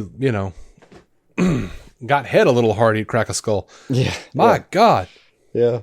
All right. This last one in this little category is for Superboy. First live action one. Superboy, 1988-92. I was 2 and 3 years old and blown away by the storylines and the setting of then current time with a young Superman before Smallville series. Mm-hmm. That would just genuinely be a coming of age. What was the world up to? Late 1988. I was 2. It was near the end of the Cold War. We were seeing the unofficial beginning of the 90s movies, music, and video games. Attitudes were more forward-looking and hopeful, actually. That attitude part tracks from my vague memories of it. Mm-hmm. How many Supermen have you met at this point? 7. 6 live action, 1 animated. I love them all, whether updated or alternate. At a certain point in time in Superman in general's greatest strength is his partial setting in current history. I'm not sure I understand that sentence entirely. I was just thinking. Mm-hmm. I was look at it for a second. Wait, what? Give me a second. Nope, there's a word wrong here. I'm just not going to be able to get it. I'm sorry. All right. I think I have it, but it's not close enough. That's because of that time you jumped off that thing into that wagon. That could very much be. Yeah. Yeah. Yeah. All right. And then the last bit was like the DC Studios notes. Yeah. Have fun and show why Superman is the greatest superhero. Yeah. I like that though. Sure. That is pretty simple. I really kind of deeply wish I'd asked for like a, everyone's been so very specific about the number. Mm-hmm. I almost wish I'd asked for the itemized version for some, but that was going to be it for the Superboy at the moment. Although that question is going to bother me if anyone wants to clarify that one. I am very sorry. The next bit though, into television as well, because it's, spoiler alert, going to be mostly there for a second. Or we're going to bounce back and forth, I guess, really. But we're going to have Smallville, obviously, right? Yeah. So we're in the 2000s now, 2001 to 2011. 10 seasons, 217 fucking episodes clocking in at like 44 minutes. CW Network. Mm-hmm. Airing to a specific place. Actually, it was WB at the time, Or WB Network, yeah. which was also, for 3 seasons, ran Superman the Animated Series. So, we had Superman covered. Huh? It's a complicated, weird time where, like, it kind of reminds me a little bit of what you can find on, say, HBO Max. It's kind of accidentally a little bit all the DC stuff you wanted, but not everything. Yeah. So like around, what was it, 2001, 2002, we got Justice League, which was still very Superman heavy. The animated series coming off of originally Batman the Animated Series. Right. There was a strong sentiment, like back then, from maybe midway through the 90s to even through some of Smallville. I remember having conversations with people who the sentiment basically was DC and WB are scared to do Superman because they don't know what to do with him. So they're going to keep doing. The sentiment was that Superman, as we had previously seen it, will not work in the modern age. Like, we can't have that same stupid fucking costume. We can't have him flying around singing, talking about how, happy and everything he is. Like, we can't have him being this completely altruistic character who does good for good's sake. He has to be deeply flawed. We're deep in the area too, where people are just being paid $50,000 at a time to take a swing at this script, and it was also big names too. But we went, I remember this because I was a stupid fucking geek at the time. Of course, the whole time. Like, I remember having conversations about. Yes, Christopher Reeve, they're going to come back. He's going to come back. He's got to do Death of Superman. Then his tragedy occurs. We went to, we're going to do, they might use CGI to do it, blah, blah, blah. But at the same time, like, Warner Brothers was actively courting the Death of Superman storyline. That's what they wanted from Kevin Smith. That's what they, fucking wanted from Tim Burton. Mm-hmm. And when the Tim Burton narrative really started taking off and we got to know, like, they're doing Nicolas Cage, it's got to be Tim Burton. Everyone went, exactly. You can't do Superman like he originally was. You've got to do this fucking dark take on him, just like in how they did for Batman. Because the Burton Batman was a complete shift from the 66 Batman. People were saying, you can't do that corny shit anymore. You got to make him a dark character. So if we did a version of this episode for Batman, it would have a much wider gap on screen, genuinely, than Superman has even had. Really? I don't think so. What is between 66 and, like, Keaton? What is between 66 and Keaton is Super Friends. On screen. New Adventures. You talking about like live action? Yeah. Nothing. Like you just you had all animated adventures for keeping it afloat for forever. And a lot of those Adam West did the voice for. Like, it was the same tone and everything. So like when Batman comes into it, it was a complete tone shift. But the same way people were saying back then, you can't do Superman. Warner Brothers knows you can't do Superman, but they're scared of doing a dark version of Superman. And that's they think Smallville is stalling. Whether you like it or not, is stalling because they're like, well, we're not going to, no flights, no tights. We're just going to do Clark and I'm over here going like, bitch, I remember when Goff and Miller were talking about in Wizard Magazine, that they were going to do a show called Gotham. Yeah. That was the original pitch, was Gotham. It was a young Bruce Wayne. And then it got shifted to Smallville.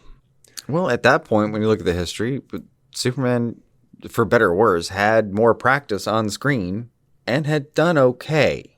It would have been a more reliable thing to pull out of the two right then. At this the only other one was a complete sea change.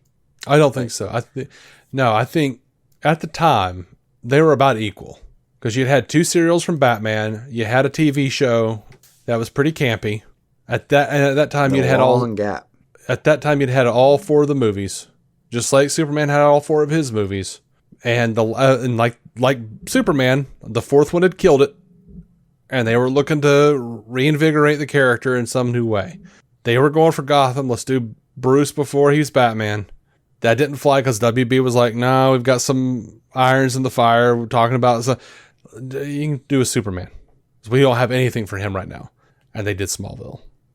Well, I think they're both there though. Like it's going to be one of those where like there's several reasons this happened. Yeah.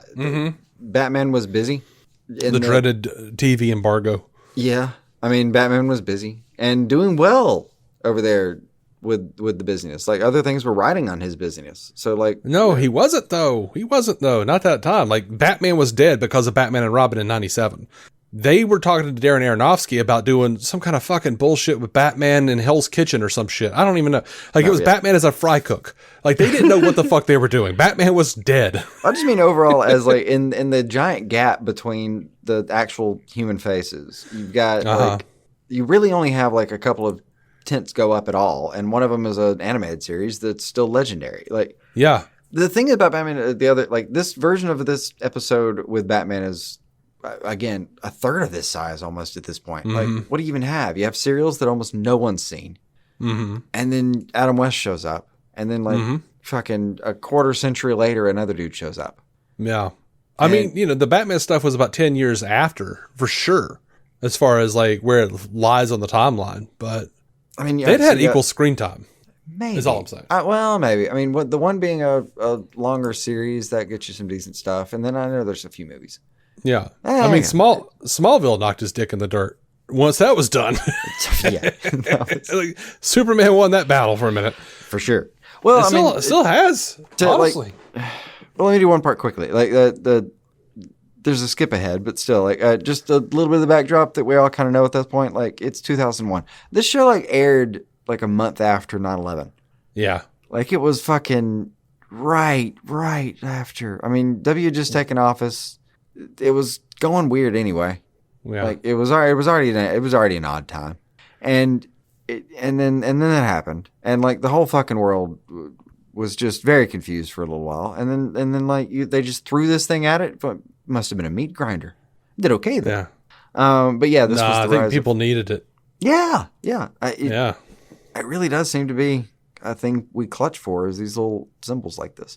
I mean, it was WB, so. You know, a big chunk of the viewing population didn't have it completely. Like, that was one of those things about WB and UPN. Like, if you had cable, you probably had it, but then, like, sometimes you had it if you had antenna. It was a fucking weird thing. So, that was the weird thing. All right. That was a strange bit. I can't tell if it meant it was more or less likely to be on your screen. Because, like, yeah, if you had a cable package, it was in there. For sure. I guess it was more likely. Like if you just had like the 4 channels and then whatever the fuzzy channel was, if you got it, the fuzzy channel probably had this on it. I think I think it was increased circulation, if anything. But we had like, this was where nationalism began in our country in particular. Like it was the rise of it started as patriotism. Now it's turned into some nationalism bullshit. We've got the beginning of all that paranoia. It really was like there was a lot of people, like we were idolizing heroes in every form we could find them. You know, we were taking time out to talk about our like first responders in ways that we never even thought of before, and like all of that valid, but all of it happening in like a certain kind of wave that we'd never really quite done that kind of thing before altogether. But it was a weird thing to coincide with like just a couple of years before, where like the .com bubble had just burst on us. And fucked us again. Like, yeah, so we were like going in and out of a possible recession at the same time. And then like culturally, like reality TV pops in and rears its ugly little head, in my opinion. So we have these shitty shows like Big Brother. Oh my God. I can't believe you said that. You know I watched Big Brother, right? I know. All right, can I tell you this? Yeah, go for it. We found out because they did like a sneak peek at Amazing Race on Big Brother, and they did it because like the entire cast of the Amazing Race this year are Big Brother people. Yeah, and Taylor and Kylan, who were on Big Brother, are running together as a couple on Amazing Race, and Taylor announced it on her social media. And like James Gunn replied to it with a bunch of praising hands. Apparently, James Gunn is a Big Brother Amazing Race fan. I was so fucking ecstatic about that. Like I was like looking through the news. I'm like, oh, let's see what James said. Oh my God, he likes Big Brother and Amazing Race. That's probably like him and what's her name, Jennifer Hollins. Like, sit down and make time show like y'all do, like you and the wife do. Once again, I gotta talk to James Gunn. I think it's a popular thing that couples do is sit down and Big Brother some time. Oh, it's so much fun to just sit and shit on like the decisions people are making. Yeah, People do bonding such thing, man. Like, why would he say it? Why would he tell her he's got the power? Fuck, shut up. Yeah. But like that's another thing I want to talk to James Gunn about. Like, dude, you like Amazing Race and Big Brother? Like, fucking tell me you're watching the MTV's The Challenge. Like, that's my favorite one. That's my favorite one. Oh, anyway. Reality TV. Yeah. I mean, you've done a good job of explaining kind of how it managed to work anyway, even though it's a long story. But I'll tell you this too, though. Villains is fun. It's a weird show on Peacock, I think, or Paramount Plus. I can't remember. But Joel McHale hosts it. Oh. And it's just like a bunch of different villains from different reality shows, but Joel McHale is just funny as shit. That may be where I've seen the title, though. Is Joel McHale probably just showed up anywhere. It just probably in the algorithm was like, you saw Community here one time. All these people like act crazy and shit. Did your wife tell me that, or tell you that told her that there was a contestant on Big Brother who lives here in town? Mm-mm. Yeah, I'll tell you about that off air. Nice. That'd be fun. Yeah. Oh, well, all right. So the rest of the picture in general, the internet overall is in a weird spot. Like high speed internet is a thing that is readily available for a lot of people, but by no stretch everyone. And then there's a whole other, probably proportionally, the same amount of people that just have no fucking internet and no help of it. Like we're in the middle of this weird distribution phase. In like the 2001 kind of spot. Yeah, like it's a strange time. As far as how it goes though, like or what's out there though, Sopranos, HBO, they're like ruling scripted television. I said, reality TV's popping over. Weakest Link, Who Wants to Be a Millionaire, that kind of crap. Just filling the airwaves. And then, devices, flip phones are really probably, the major cool thing to have at this point. We do have phones in our pockets now, which is crazy. No internet on them unless you're super special. I don't even think that's a real option for any popular phones. The iPod and all the things are announced around this time. They're still not in your hands yet, though. But so media situation, though. So modern TV, like just the modern TV era, the thing that we will come to think of as like the era at some point. We're right at this is the final death rattle that we're in. But yeah, like movies are basically like having to get bigger to compete. Like think about like Lord of the Rings and Matrix. Kind of like at this time, like 2001, they've kind of reinvented, or in the middle of reinventing like how long the attention span can be for something. Like we're going to do trilogies, and the third movie is going to be the highest grossing film of all time and that kind of crap. Yeah.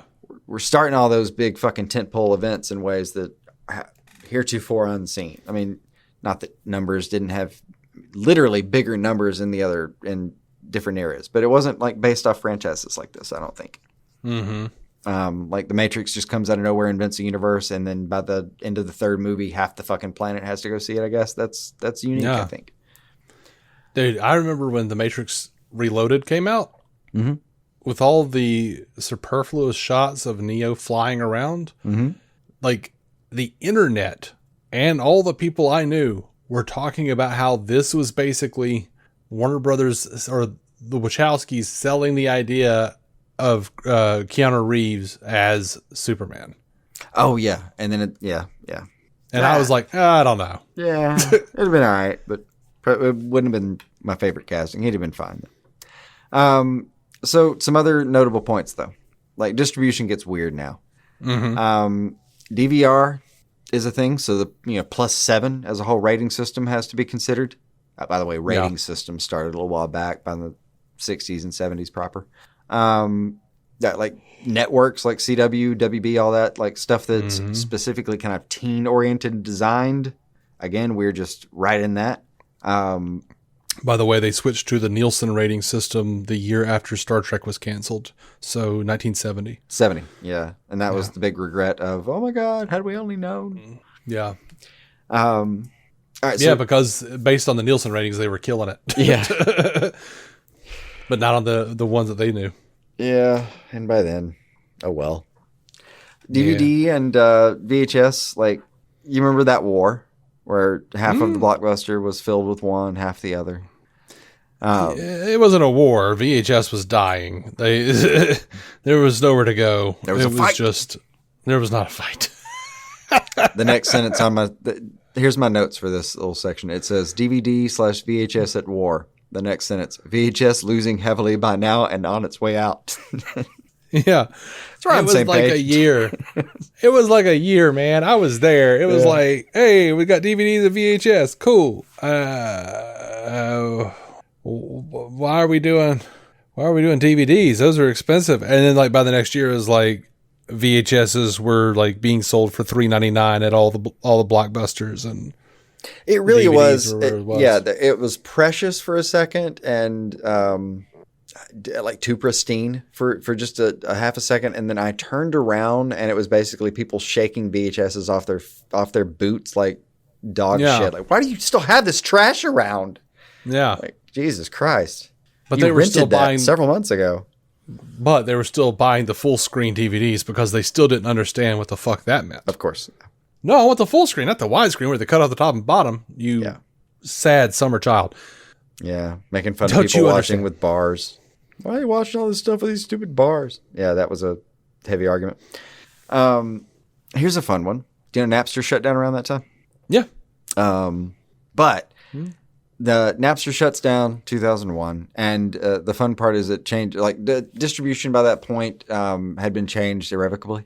Mm-hmm. Piracy, like it was. I love that. Like Napster going down was just. It was the rallying cry. It was like the thing the pirates needed to know to hear to just know that the battle was truly happening. Yeah, it was over. The phrase "glorious recompense" comes to mind. Yeah. It was a good time. And also a pretty good SNL bit with Conan O'Brien. Right, of course. Playing Right Said Fred. Yeah. And Horatio Sands playing a jelly donut laden Rico Suave. Oh yeah, of course. Like you're Rico Suave. What happened, man? Jelly donut. God, I've forgotten that one. That was one of the eras where I barely tapped into any of those sketches. Yeah, I mean that was a great sketch though. It was like the Napster hearings. Yeah, and it's just like this parade. They're finally down to like the C-list one-hit wonders, and it's like Tracy Morgan just walking around going word. Lovely. Oh, lovely. Yeah, it's a good one. I'm gonna wrap up Smallville just with one note on it. I mean, you already covered how it hit you basically. It ran for 10 fucking seasons though. Yeah. I wrote, "We still speak its name in hallowed tones." It did a very important thing though, on top of a lot of the stuff you've named. It wrote the playbook for how Vancouver was going to work. Mm-hmm. And that is about to be huge because that's going to start the Arrowverse just a couple years later. But 2012. Yeah, we don't really know what that's useful for yet. And honestly, the Arrowverse, when it gets started, they don't really know what it's about to do either. And I like it for history's sake that it just was as big as it was, because nothing like it I think will ever happen again. I don't know. Probably not like that, no. Not in that capacity. I think you'll have I don't even know if a streaming network will go so far as to make anything like that happen. Yeah. It might be over. Yeah, like I don't think you'll ever have resources in one spot dedicated that fully to one cause like that. And for it to happen to have been DC was extraordinary for our luck. Yeah. For better or worse, because there are moments in that whole era that are definitely for worse. But sometimes it just do, in fact, be like that. The next thing is we bounce back to the big screen, though. So kind of in the middle. So that was like 2001 to 2011, right? Mm-hmm. Kind of in the middle there, you got Brandon Routh. We got Superman Returns, 2006. Basic backdrop is we're fucking done. We're so far into the Iraq war that we're tired of it. Bush's approvals just all over the place. We're like most of pop culture has to do with a lot of grittier stuff right now, like Batman Begins, all that kind of stuff. So like, even Star Trek did a terrorism arc. Yeah. Some basic markers though is like BlackBerries and slider based phones are going to be the big things. Cars, Pixar, that was owning every piece of media. Like that era starts now. Facebook opens to the public around that time. Crazy that only starts. And then YouTube launched in 2005, by the way. Yeah. 24 is still fucking on. Yeah. The Wii, Xbox, and PS are starting to really sell. Like these are just entering those eras of basic consoles. But, and then a funny one, Pluto lost its planetary status around this time. All right. Yeah, sounds right. R.I.P. Pluto. The Office, Grey's Anatomy, start their reign of terror. Over millennial memories seriously, how much of your life do you remember as almost like a backdrop to The Office or Grey's Anatomy or both? Yeah, there was a dark time where everyone I knew was saying that's what she said, and I had not even watched The Office. Oh yet. God, I know, yeah. I just got reminded today of the Halloween episode. I'd forgotten that was a huge touchstone for forever. Me and you used to talk about that thing as like on a weekly basis. Yeah. In nerd culture, no MCU yet, but X-Men are doing The Last Stand. So major franchises are a thing. Yeah, X-Men hit in 2000, Spider-Man 2001, and Marvel tried several little things like Daredevil, Blade. And Fantastic Four, Blade. Like Blade did pretty well. Blade actually predates X-Men. Yeah. Blade did get his cock in there first. Blade just did. Blade did get right up in there. Yeah. So media situation, not really much changing. DVD had one by now. We're just right in the golden age of piracy. Not that I would know anything about that, of course, unless the statues have not run out. I don't know what a pirate is. Of course. Even the reference evades me. Yeah. But at this point, the average person has a cell phone in their pocket, but there's no internet on it. And then just in the context of the area, a lot of what we'd already talked about, movie was literally just a continuation. Ralph just going straight into the role. It was advertised as such.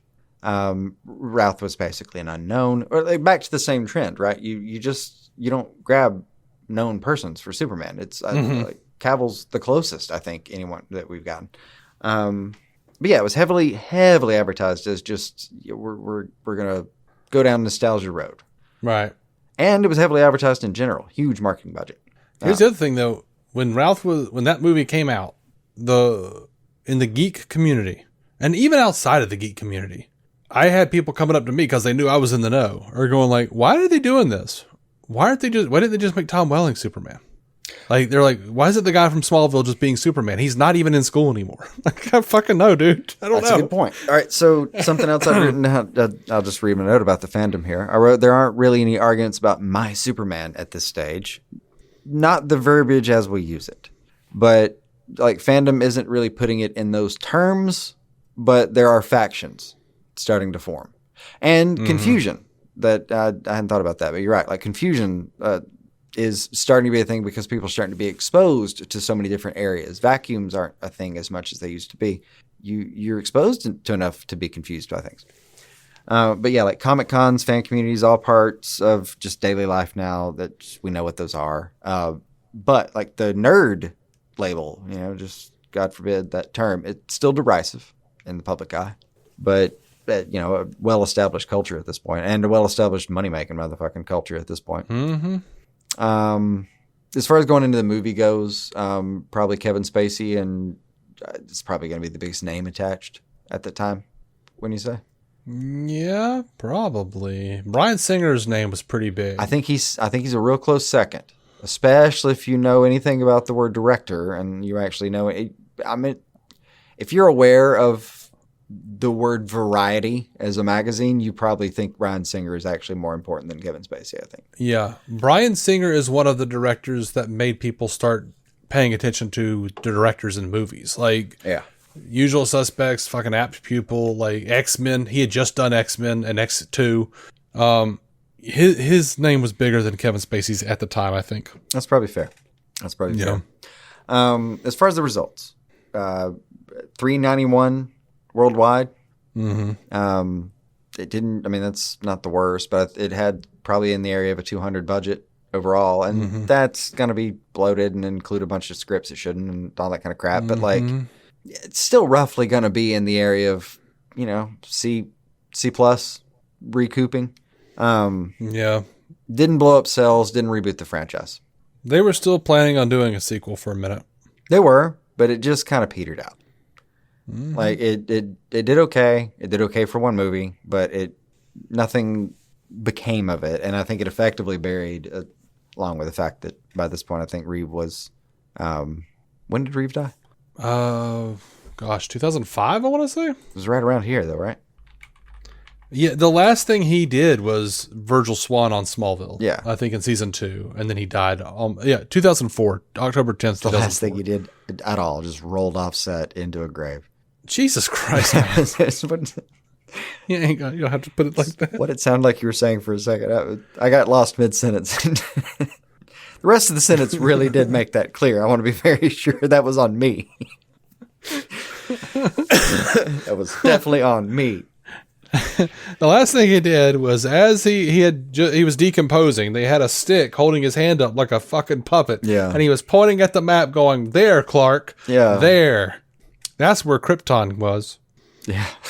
Let me die, WB. See you in the flesh. Damn it. Yeah.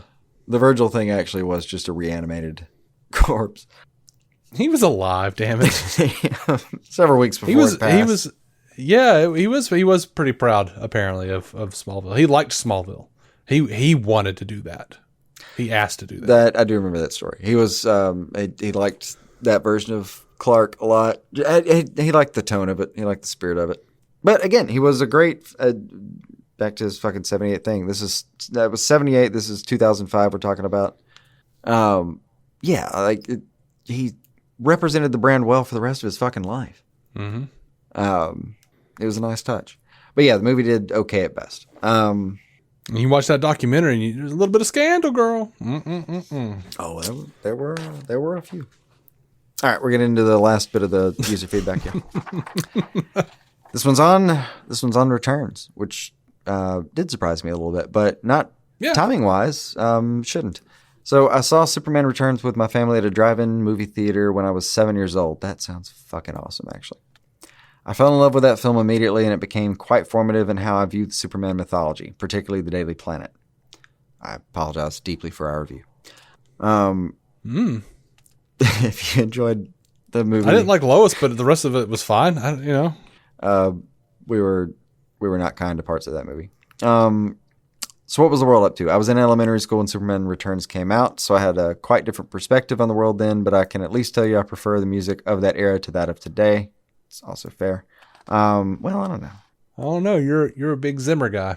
Well, I think this person just meant in general the music that was happening. I don't know. Mid-aughts is. I've got a few things that I'm deeply a fan of, but good argument for it. How many? If we're counting all mediums, it would be hard to count how many Supermen I've met at this point in my life. If we're just counting live-action Superman, then 11. Ooh, cool. George, David, Patrick, Chris, John Hames, Jared, Gerard, Dean, Tom, Brandon, Henry, Taylor, and David. My gold standard is Tom. See, someone finally gave me a list. Thank you. My gold standard is Tom, who had tremendous chemistry with Kristen Crook and brought so much depth, emotion, and romance to the character of Kal-El on the coming-of-age journey on which Smallville took us. He really was. He really was. Oh, great. yeah. Yeah, Tom and Michael were the driving forces of that show. And, when I was a teenager, I had lots of little issues with the show and what they were doing. And, that version of Dave, didn't understand shit the way I understand it now. So I had issues with certain castings. I didn't understand why they were doing, fucking Smallville and not, why would they not do Superboy if they were going to go back that far? But Tom Welling and Michael Rosenbaum won me over. And the show was just pretty good. Yeah. I mean, it had like the creature of the week kind of thing, freak of the week. They did that well. It's a format. They did it well. They had Buffy trailing that, or blazing that trail before them, I should say. Yeah. But also Annette O'Toole was just, yeah. She was formative for many as well. girl. So if you could pass on the one note comment, says, Dear James and Peter, via David and Jason, I want to see a romance between Clark Kent and Lana Lang, please. Klana forever and always, Lorenzo Valdez. Hey! Oh, I know you. Yeah. Yeah. I struggle with that, man. I struggle with that because, I am a Klana fan. I always like Clois though too. So man, it's tough. I agree. It's like you want a Doctor Who situation where let's do Superman Red and Superman Blue. One of them gets with Lana and one of them gets with Lois. Yeah. I don't know. Like I want both to be true. Yeah, I understand. Let's write that alternate universe Superman where he married Lana. Yeah. It'll be a long time before I want anyone but Rachel Brosnahan to be like, she needs to soak up all the screen for a very long time. Yeah. Of course, look, I couldn't draw the thing if we did write it, because I would draw Ma Kent and Lana like Annette O'Toole. And that gets a little weird. Yeah, that would be a problem. We're going to send these pages to the editor, real quick. Yeah. And also, for some reason, Perry White. Yeah. All right, I'll skip ahead just only slightly to where did we leave there? That was 2006 with kind of like a sidebar of 2011, right? Because Superman Returns or Smallville would have ended there. But yeah. So again, we're in the area bouncing back and forth, but that gets us, of course, to Man of Steel. Okay. Our boy Henry in 2013. We're out of the recession. We're out of 9/11, all that crap. Howlin' Hank. Yeah, thems. We're like the Obama era marriage equality legislation was really in the cooker around that time, like Boston Marathon kind of timing. Remember just a second ago when like Facebook was open to the public? Yeah, like so social networks are just like Instagram hits 100 million users this year. Modern Family, 30 Rock, we're just down the street as far as like what was popular, but it's hilarious like how long ago that really was. Like Breaking Bad, music streaming services like only got regularized around this time. Like Spotify was brand spanking new to the US. Yeah. And any other service really like it really new.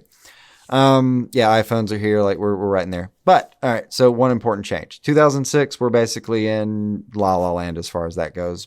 Now, 2013, Marvel is in charge. Yeah. They have gone from dabbling to firmly holding all the cards. Man of Steel comes out the year after the Avengers. Yeah, that's a big bit. So one quick bit about the media situation. Netflix dominates. Cord cutting is taken over. That's another big change. Hadn't been long. A lot of stuff changed. Amazon, Hulu, they're trying to catch up as far as like producing their own content and all that stuff. Like Netflix really came in and nailed the format that a lot of people are going to use very quickly.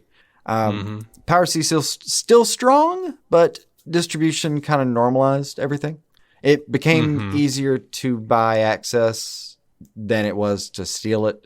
Cost benefits finally actually caught in, and market caught up, as my opinion on it. Box office still matter. That's important because it's the last time I'll say that.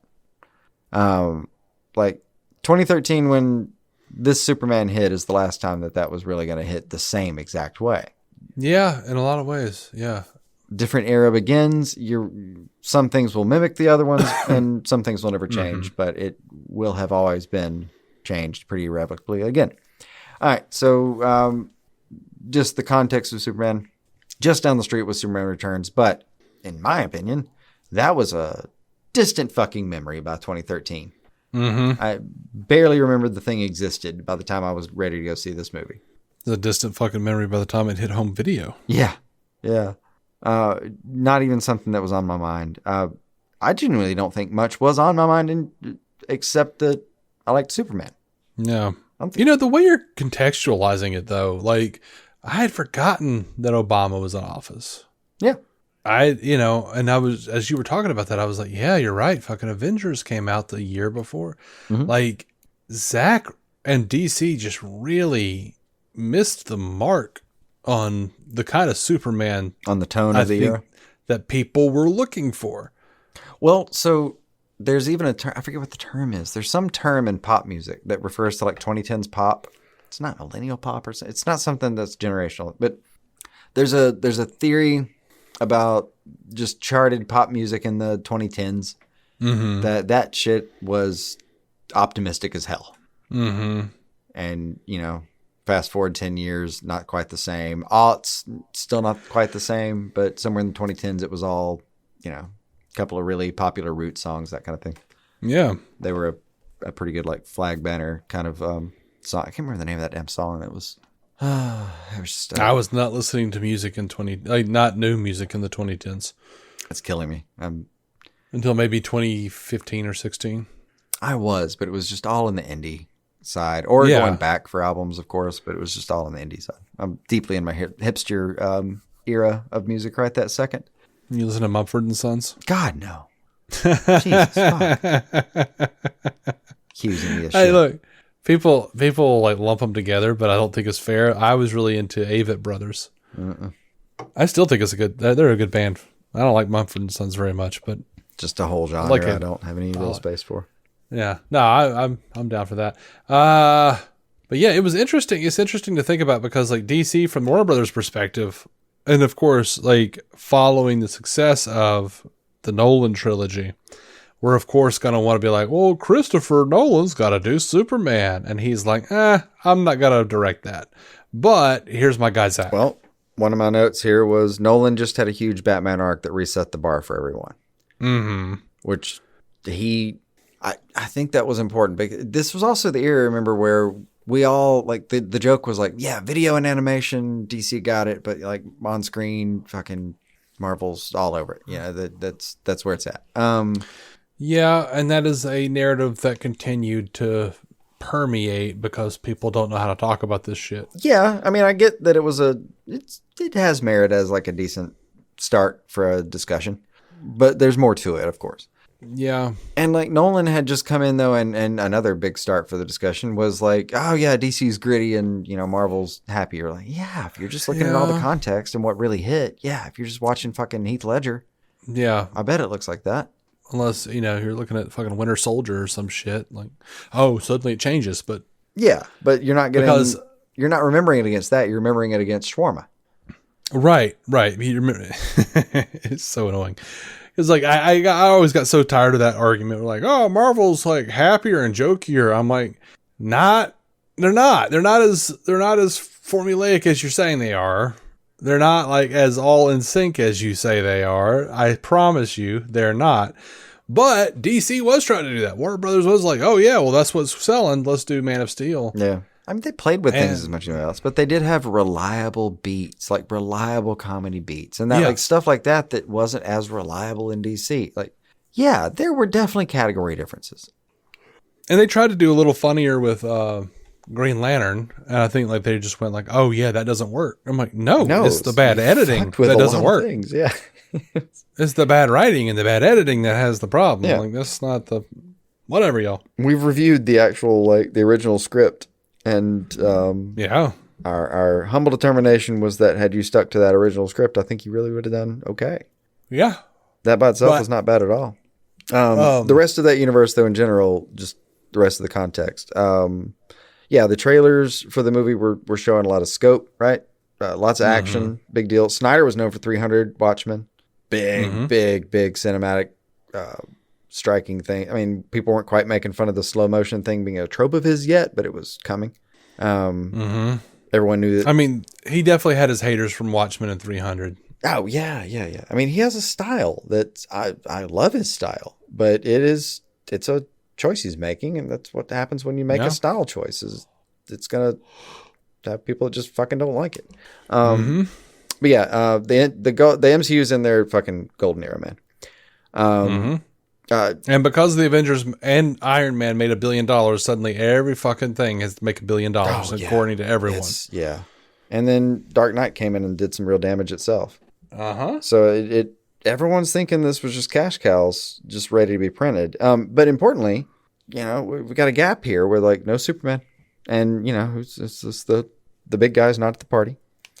So you throw one in there. It's a polarizing film. And by the way, one last piece of the context is like Arrowverse had just begun the year before. Also dark and gritty. Yeah. It's for a minute. Starts very much so. Very much changes, and after a while, it just kind of depends on what show you're watching.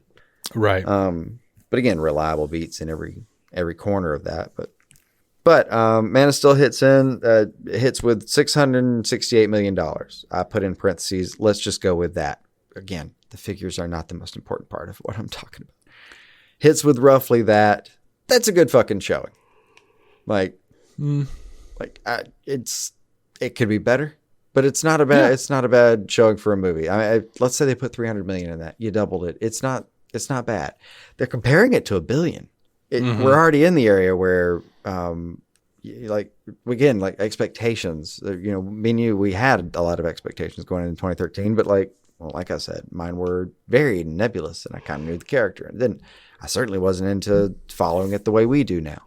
Right. No, back at the time, I was like, oh, yeah, Green Lantern, that's a thing. I need to watch that. And then I didn't watch it. And I was like, oh, yeah, that Green Lantern, I need to watch that. They've already planned sequels. Oh, yeah, wait, they're not doing that now? Yeah. Just catching up to it like everybody else, yeah. And, but, I mean, this kind of information was more readily available. The internet's obviously going to have most of this just ready to grab, but we weren't. You had to go out and grab it. Yeah, I wasn't paying attention like that back then. Not even close. But we see how the movie did. We see how the universe did, and it's one of the major tent poles to get to and I'm just gonna quickly run through Hawkland. But Hawkland comes in, or Hecklin, sorry, comes in 2021. He comes in post-COVID, the poor fucker. This is only a few years ago. We know at this point, MCU's gone dwindling just a little bit more than it used to. Hecklin's not Henry, but this is 2021. That was 2013. At this point, he's something. He did. I mean, he was in Supergirl for a few years as guest star, and then he was in Crisis on Infinite Earth. So yeah, true. But I mean, we kept starving. I mean, I remember this part of the context for me was we just kept starving for a Superman 2 film. And then, that was BVS, but then we were starving for a Justice League film. And then, we got Justice League, but it wasn't the one we wanted. And then it was right. We kept fucking starving for things so much that I never quite, it was just, there was no, I don't know, it never quite quenched the thirst. And then Hecklin comes into that universe. And for a lot of people, he did. Yeah. He comes into an area too where piracy is effectively dead unless you're using that as your primary source, but you're making choices for your life at this point. And mostly right. Streaming one. You can go grab this at any given point. So it's not about, distribution's well into the democratized era. All that's over. It's just a matter of who wanted what. Hecklin filled a lot of gaps in. He was just a nice guy with a family. That was a much different context to what we were doing over in the Snyderverse. To the point where we are well into factions as well. And on top of that, the Arrowverse is ending. Snyder's as we get into this, the Snyder era is taking some major hits. There's a lot of speculation about its future. We're in 2020. Me and you are over here discussing this in 2021 as well. Yeah. And by that time, it was, it had properly moved over to Hamadaverse since 2017. And now there's this resurgence of Zack Snyder's Justice League, and then they cut that shit off of the dick real quick. Yeah. Kicked it right in the cul-de-sac. This happened because of COVID. We're not making anything else with Zack Snyder. Yeah. Oh. Yeah. I mean, a weird time, but we felt deprived of Superman. Like we hadn't seen anything like Man of Steel for fucking forever. Even if you were into the other didn't stuff. feel deprived. Definitely using the royal we here for sure. I mean, yeah. Part of me gets it. Like, part of me was happy with the Justice League stuff. I really did like it, but there was another part of me that just thought, come on, man. We were following it very closely now, and the amount of people like us was increasing. Like, not just people who would listen to us, but like other people. You're following these news outlets a lot more. It's on your phone all the time now. You can keep up with these things. We had expectations about when I'm going to see things. I know the future as well, to some extent, way more than I used to, especially given the history we just did here, right?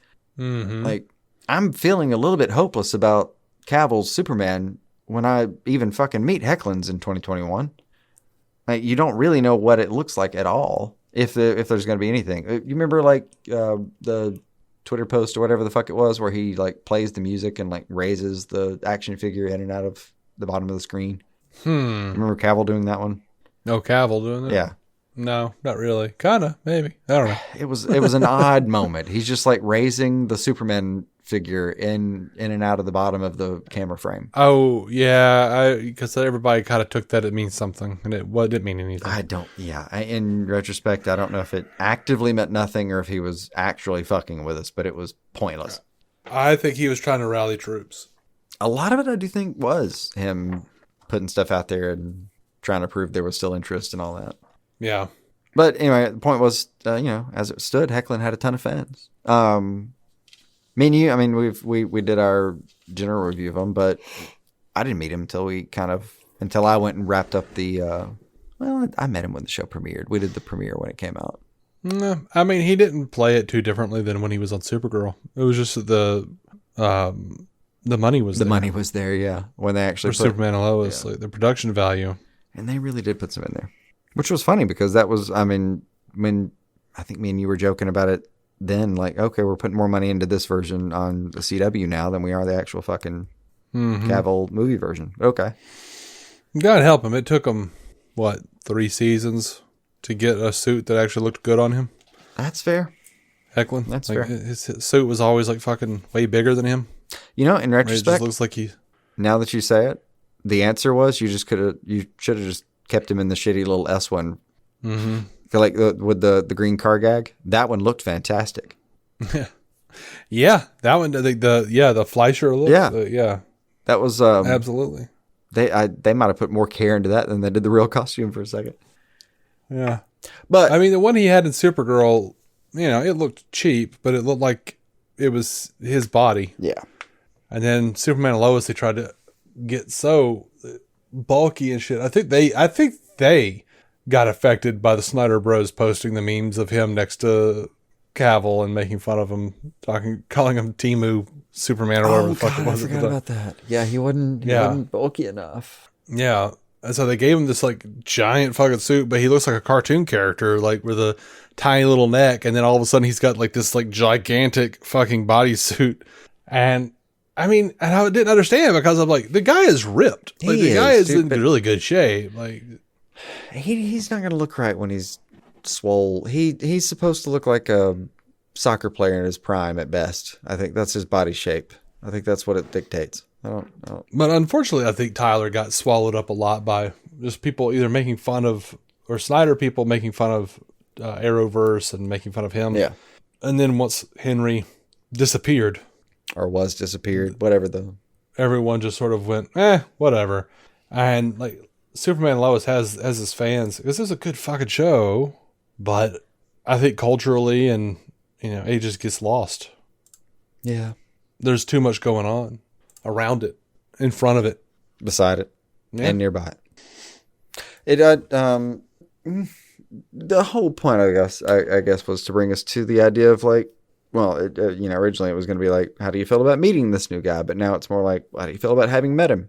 But as you pointed out, there are some trends, and like we do tend to. There is actual evidence as we look at it here that we respond to hopeful Supermen in times where, how would Paul have put it? When we find ourselves in times of trouble.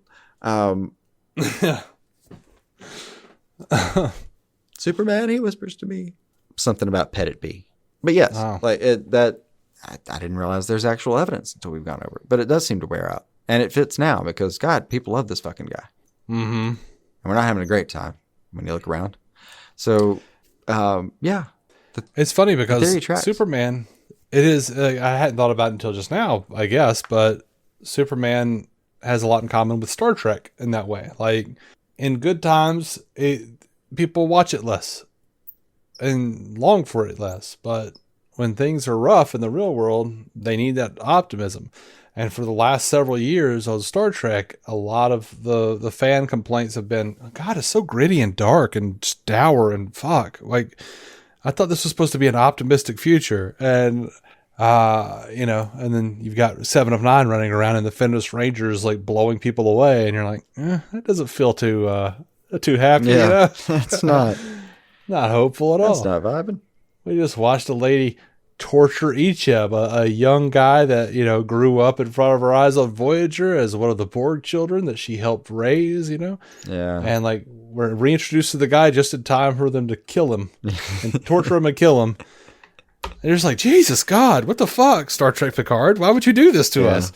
Which, by the way, I love the last season of Picard. That was fantastic. Yeah. But it still was dark and gritty in a way that, like, man, I love it on my Batman, but I loved it on DS9, but I liked it there. I don't necessarily need it at all the other places on Star Trek. Like, dark and gritty is a fun place to visit on Star Trek. I don't want to see it every week. And I feel the same way about Superman. I love Brave New Metropolis. The episode. I don't. At the end of the episode, though, Lois needs to go back through the fucking portal and get back with the bright, hopeful, optimistic Superman. Right. Yeah. I think that's how it is. Yeah. Yeah. I mostly agree with the damn it, I'm done with the injustice version of Superman. I'm mostly there. I'm not saying I never want to see him again, but I also feel like, hey man, it's kind of like Doomsday. I'm good. Take a break. Let's take a break. Yeah. It does bear out. I do feel like the secret ingredient to the entire conversation is someone screaming, yes, writers have feelings too. Mm-hmm. And pocketbooks. Mm-hmm. Sometimes. Yeah, most of whom have traditionally been affected by those pockets. We've only had writers rich enough to not be affected by shit, I think, in the modern era. I don't know. Maybe. We only paid a select few enough to really not have to worry about stuff, tax laws and stuff like that didn't apply to them. Yeah. That's been a relatively recent development. That's all I had on you, though. What do you think? Yeah, I feel like a little afraid of going deeper into Corenswet and Henry, because I feel like that's what we've been doing the last 10 years. Sure. Is talking about Henry Cavill and Tyler Hoechlin and the last few years on David Corenswet. But yeah, no, I don't think I have anything. I can't stress enough how much I love Tom Welling and Michael Rosenbaum in those roles, though. I feel like I know I said that, but I feel like that kind of got swept away in the tide of conversation. There, yeah, they are seminal. I mean, turns out that Lex very much was the imprint of the one we just watched, which is going to be about right as far as eras go. Yep. And I wasn't one who hated Jesse Eisenberg either. I liked what he was doing. Yeah. I was curious to see where he went. I mean, I knew where he was going. Even by the end of Justice League, Zack Snyder's Justice League, or either one really, like he was still like way closer to Lex than he was in BVS. Like he was moving towards that. Yeah. And, but I think that was a thing Zack did, that Goyer did, that fucking Arrowverse did. Smallville did. Smallville, for all of its laurels to rest upon, also started that trend where it's like, we can't get the fucking character we want because we've got to watch 11 fucking years of them becoming the character. Well, it's proto Superman. It was proto Lex. Yeah. It's proto Green Lantern. We're not going to call Superman. We're going to call it the Blur. Yeah. he's not Green Arrow. He's the Hood. Like this is fucking stupid to call him something. Let's just the newspaper start calling him the Blur. He meets that one guy called Waterfella. Yeah. It's like, yeah, I don't know. I call him Moist Guy. Yeah, so. And Quickie Lad. That was one of my favorite things in the Arrowverse is like Cisco just being like a comic book nerd who decides to start naming these people. That truly, as a writing device, was a stroke of brilliance. Yeah, and Iris is a journalist, so whatever Cisco's calling him, it's just catching on. It just goes right in. It's beautiful. It's beautiful. I mean, there of us. It truly was important. Yeah. Well, as far as years go, I mean, like that. We're in there right now where like a lot of the people are going to start to be in charge. We're starting to see what like a BTAS fan will have done with their lives. Yeah. Or a Smallville fan in this case. Like we're getting to that age right now, which can't be bad. I mean, I really genuinely feel like I'm seeing the side effects of that in comics. Even 4 or 5 years ago when I was reading them weekly, I felt like there were a lot of BTAS fans in there. Yep. So what was the conclusion we were trying to come to? Oh, we didn't have one. Oh, okay. Yeah. I think if there is any, it's just going to be that there really is some truth to the fact that like you said, like Superman we seem to discard the idea of that when we're doing well, that we need one. Mm-hmm. And then we do seem to cling to versions like this. Like Gunn, if anything, nailed the timing and the execution on maximizing kindness, like with that logo at a time where people are just kind of a little bit confused and anxious and scared. Like it turns out like that sounds like something that would just be like, yeah, just too neat, too cute to be real. But I don't know. Sounds right from what I just read. Yeah. I'm very curious to see where they go with Corenswet as well, where I'm like, okay, well, how much worse is it going to get in real life? Yeah. It does make me wonder if we do a version of this with Batman or something like that. It would be, he would have a different kind of story. Like his version wouldn't be so much like, oh, we need a hopeful version when we're scared. His version would like the version of Batman you would need right now in 2025 would probably be roughly what James Gunn was describing. Scary motherfucker. Yeah. He needs to be the embodiment of all the confusion and anger, right? Yeah. That's pretty good. I like that. Meanwhile, next Superman film, he just needs to come out singing along to the theme.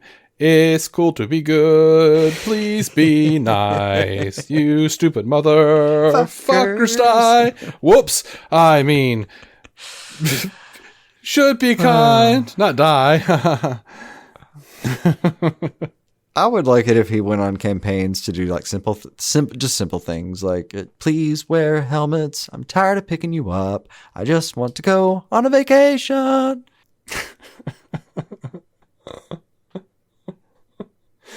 Oh. You crack like fucking eggs. You all have helmets. If you just fucking wear them, I could take Lois to a nice dinner. God damn it. Oh, man. Well, shall we hop out of here? Yeah, I think I'm good. I'm also starving. So that's fair. I've started to lose feeling in my fingers. It's a different day than when we started the recording. It is. I warned you it was going to do this. I know. This is us wrapping up on time in my head in a way. Lies. No. Yeah, you did say in a way, so that clears you. Yeah. All right. Thank you guys for listening. I know several of you are going to really be excited about this long ass episode. Some of you really like those. I enjoy them. The rest, we'll see you next time. But there's a shorter news one. Most of the stuff I enjoy gets canceled. So there you go.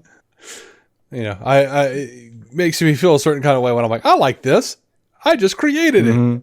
No one else will like this, Dave. Dum dum dum. Dum dum dum. All right. Thank you guys for listening. Until next time. I almost did the Star Trek Joe Lunchrew thing. Outro. You were holding it together with the words actually coming out of your mouth so far, because you were just said until next time. Yeah. Well, it was like coming like almost. No, the internal train wreck was. Yeah, you were catching that. I see. I mean, it was loaded like a Pez dispenser. I was just lifting up the neck, like Joe Lunchrew, live long and prosper. Looky what I was about to do. Oh, all right. Keep some DC on your screen. Bye.